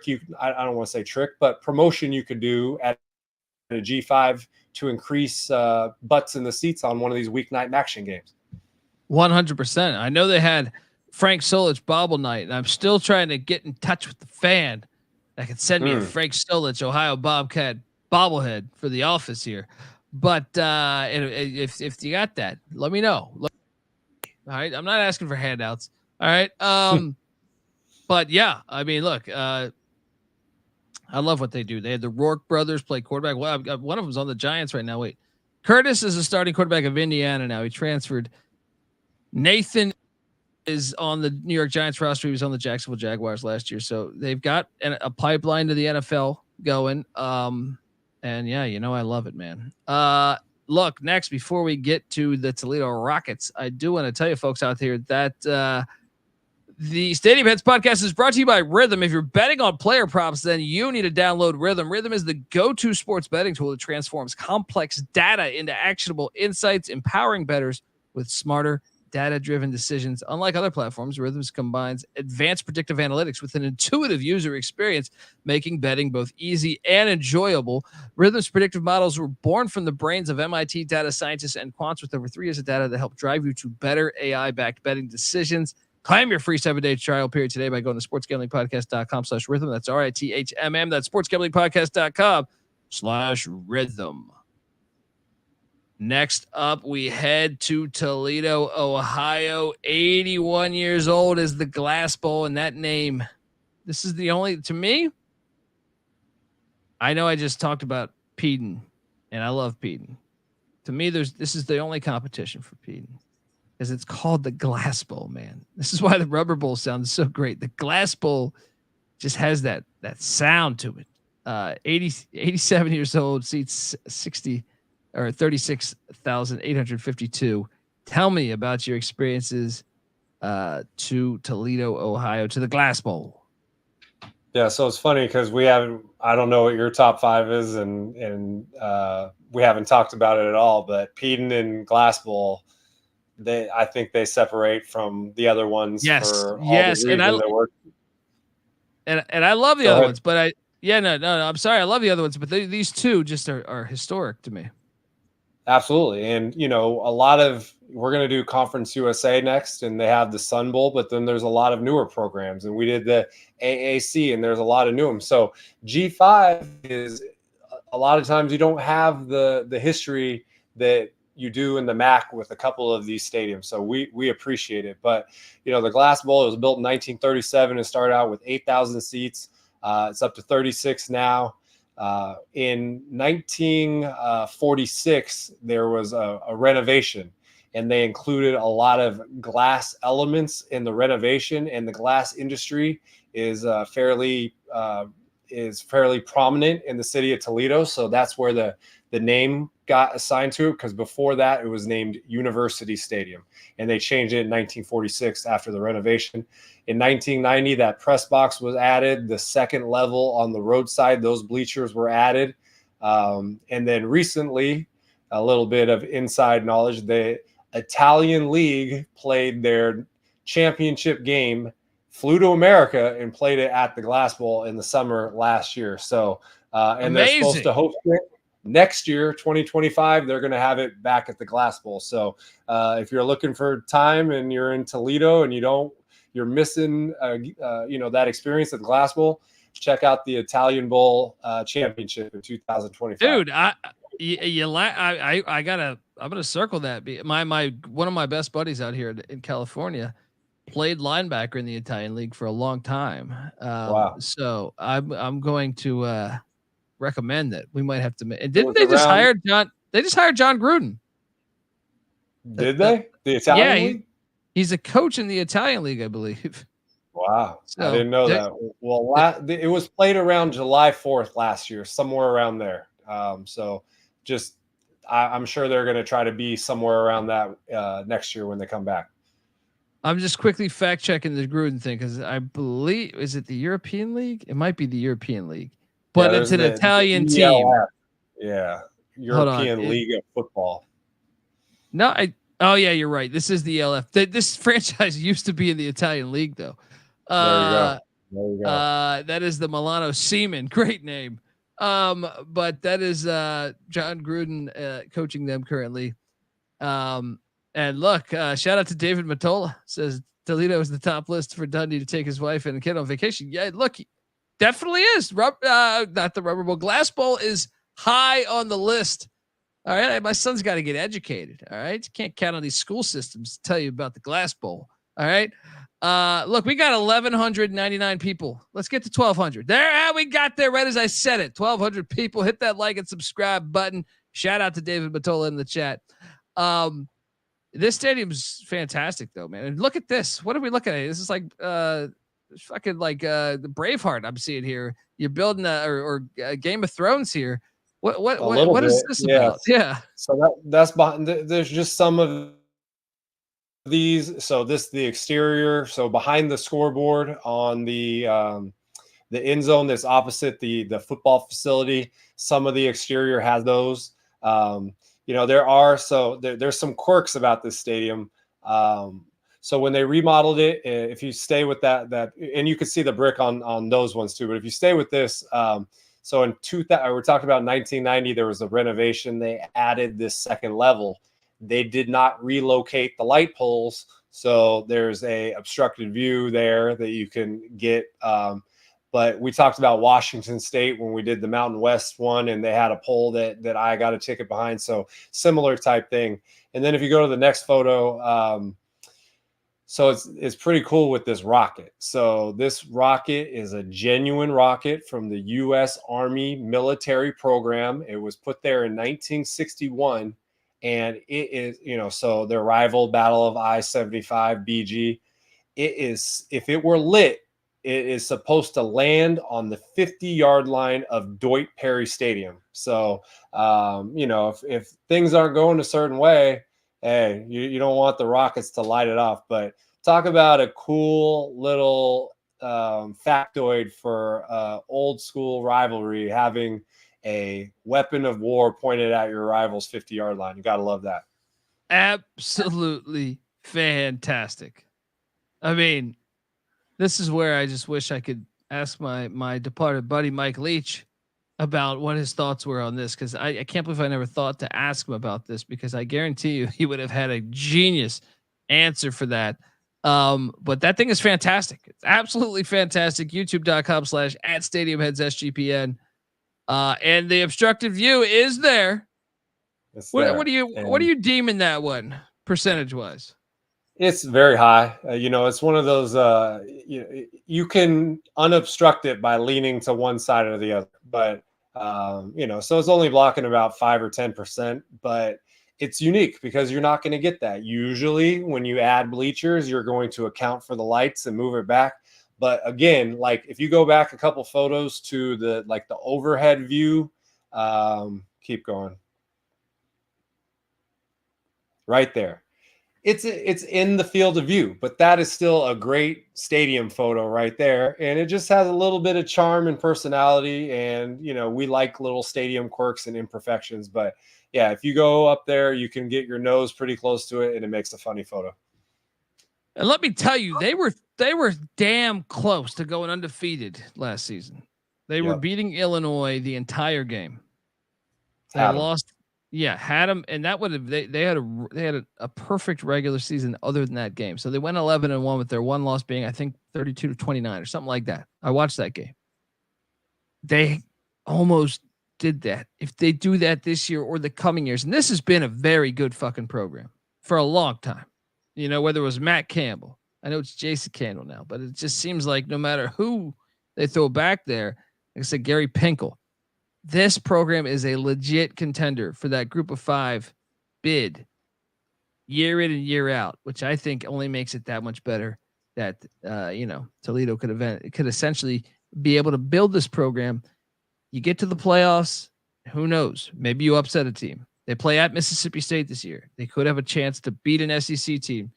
I'm fascinated by it. I can't wait to watch. And I love what this program's doing. I love the stadium, everything about the stadium, from the rockets to just the cool look to it.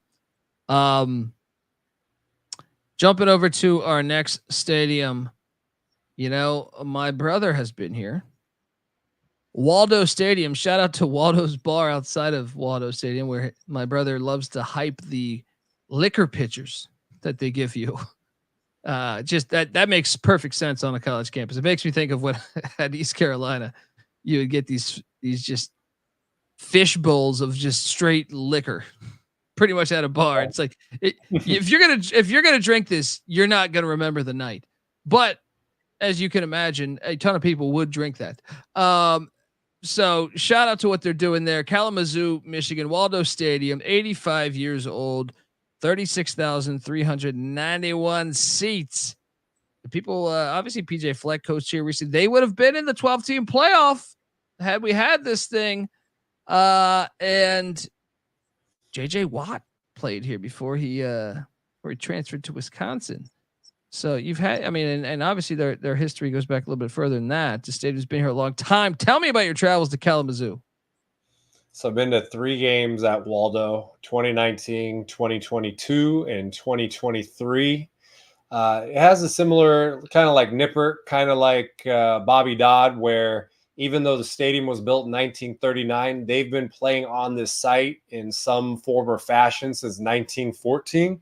So we're talking about 110 years of Western Michigan football on this physical field. It started out with 16,000 seats. Now it's up to 36,000. So it and Toledo are the biggest stadiums in the MAC. When they played back before the actual stadium, they were called Western State Teachers College. Obviously the program has evolved since then. Dwight Waldo, who the stadium is named after, is the first president of Western Michigan University. 1973, they increased capacity from 16 to 25, and then they boosted it up to 30 in 1989. So it's progressed pretty naturally.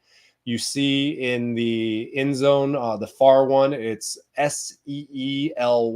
It's like Seal Center, and that's an indoor practice facility. It has offices, but on the back side of it are suites that overlook the stadium, which are very cool. So this is a stadium that, again, they've been playing Western Michigan football there for 110 years, and look what they've turned it into. They haven't ditched it. They haven't moved it across campus. They haven't disassembled it.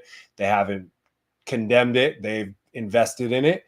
And a lot of people think it's one of the best destination stadiums in the MAC. And when they get things popping, their crowds are really good too. So this is one of the funner stadiums to go to game atmosphere wise in the MAC. I think it's just changed my final 5 order, which I'm going to have to change based off this. But yeah, I dig it. And if you look in the far right corner, that's where Tim Allen used to sell Coke. He went to Western Michigan. And he might have caught a coke trafficking charge. Just more power, a little home improvement. But also, I mean, look, Greg Jennings. Remember Greg Jennings for the Green Bay Packers played here. Corey Davis was recently a first round draft pick by the Tennessee Titans. They've had some guys. Jason Babin also played for them. So it's cool that they have that history. And I do think this moved up my power. While we're doing this show, I think it changed my opinion as I was doing a deep dive while you were talking about this. And we do have an obstructed view.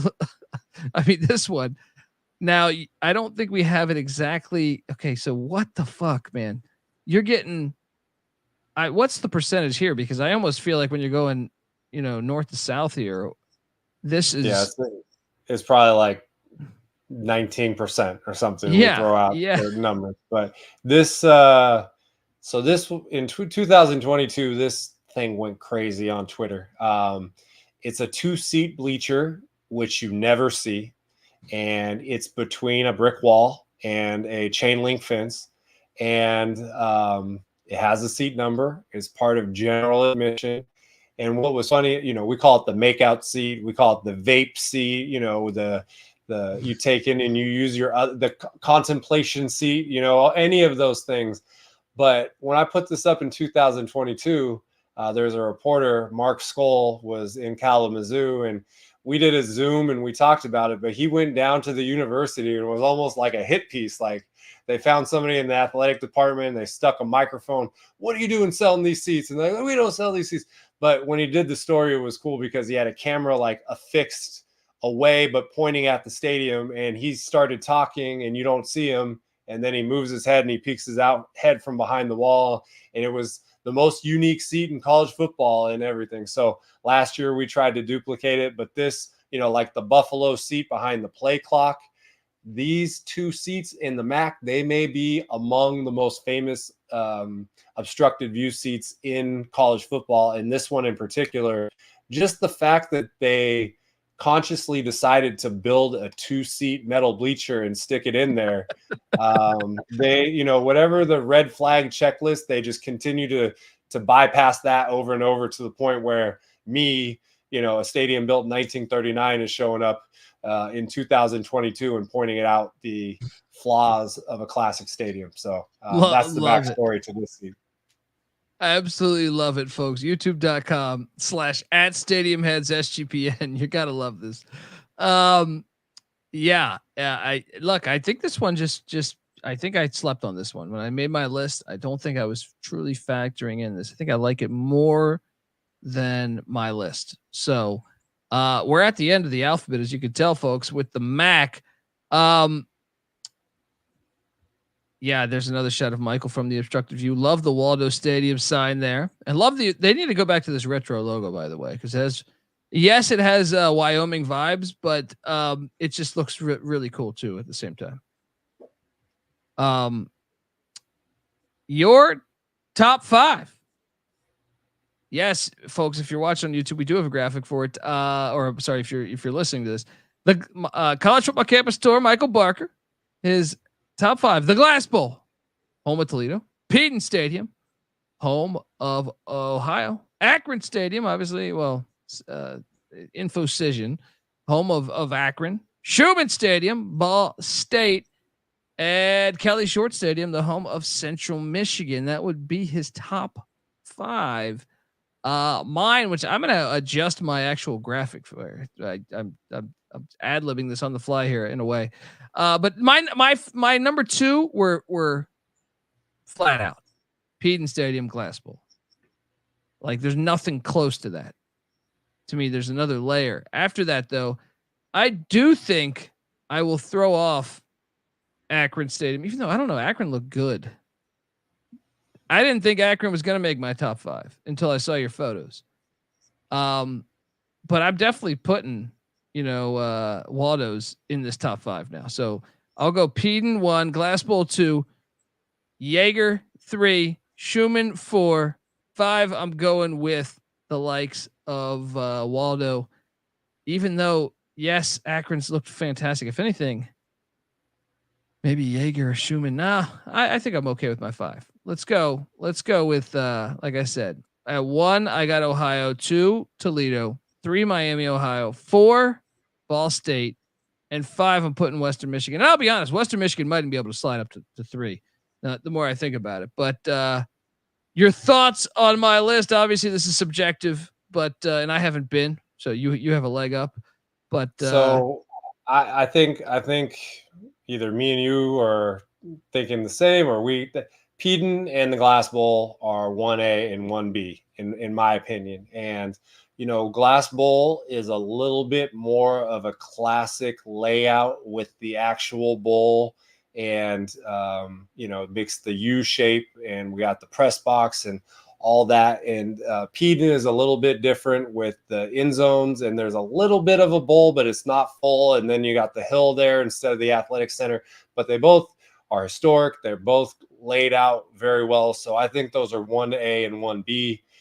InfoCision Stadium, as I said in the very beginning, I think it's nice and modern and big, and I would love to see the program catch fire and host some big games there, because I think it would be a great atmosphere. And then really anything, there probably could be 5 or 6 candidates for the 4 and 5 slots.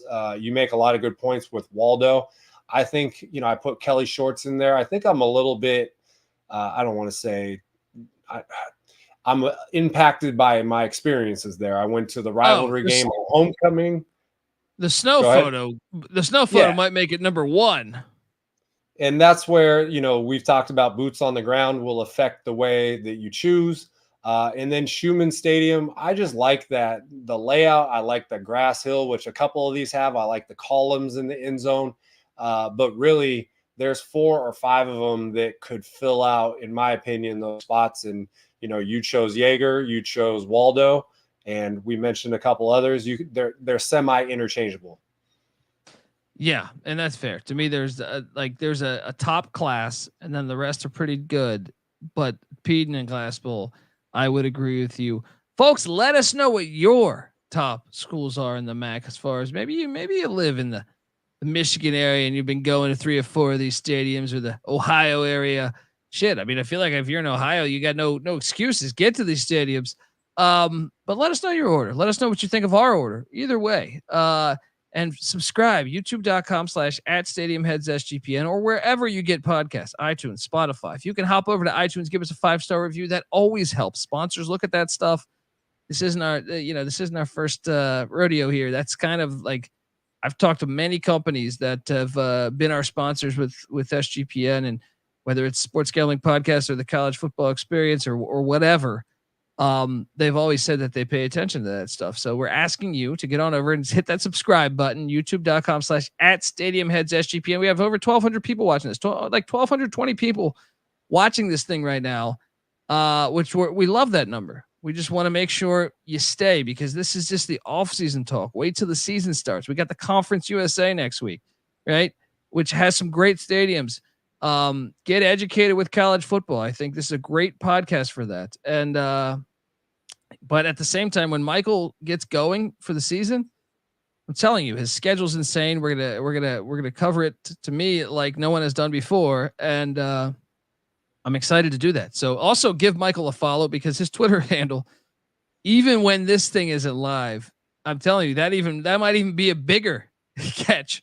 Get on over there at CFB Campus Tour, because like I said, he's going to like 90 games a season ago. There's a reason why he was on WGN News Network in Chicago last week. He's going to top that this year, we think. 90 games last year. Can you top that? But either way, can you imagine that if the football season is like 4 months long? He's got to tackle that. So you're going to want to follow his Twitter page at CFB Campus Tour. I'm on Twitter at TheColbyD.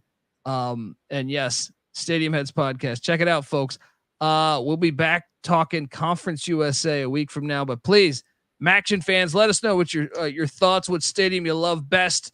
Maybe it's your own school. Maybe you haven't been to the other schools, but you say, damn it, Jaeger Stadium's the best, and these are the reasons why. Let us know. Help us get educated as well. All right. Until next time, folks, this is the Stadium Heads Podcast, MACtion style. You better start thinking about yours. And we out of here.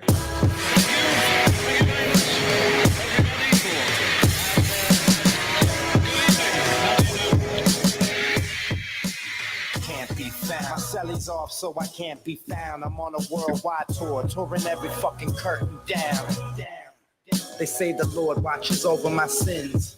Over my head, watching hair as it thins. Over the ledge, it ain't letting me in. There's still regiments and relevance to letting me win. Win, lose, or draw. You ain't prepared unless you all ready to lose it all. Losing a brawl? Yeah, that's a Friday day. Good friends know my Nina Hideaway. They came and went, but the riders stay. So it's like I won the lottery and can't be found until I resurface with the latest 33 and a third and 45 circles. You ain't got that shit. And I ain't 45 king. But on the beats, I've been doing my thing. When I start the program and the doorbell ring, I gotta leave town to a place I can't be found. My celly's off, so I can't be found. I'm on a worldwide tour, touring every fucking curtain down. American dreams, lessons, and still they work. I guess the sand on the beach still was really dirt. Now I'm going home, flying over Rome at 30,000 feet. Like, damn, is that really Earth? I see the killers work on walls, familiar turf. Got a little school in graph, 101 was first. Got a little school in math, didn't really work. But put the numbers on the block and I make them hurt. Any block is my stomping ground where my people lay low so they can't be found. They don't wanna be, ain't from the crew, but I'm honored. Liquid, soul assassin, harmony. Type of armory that's more than a shield. Type of armory's DeLorean steel. Type of warrior's ill. So true to my sound, but dig deep so it can't be found. My celly's off, so I can't be found. I'm on a worldwide tour, touring every fucking curtain down. It's the revenge of our stealth, the intelligence plane. A manifestation of karma. The far left, low keys, let it be. Listen, whispering words of wisdom. Ghost dog breathe in the shadow of leaves. Same darkness I strip at those crooks and thieves.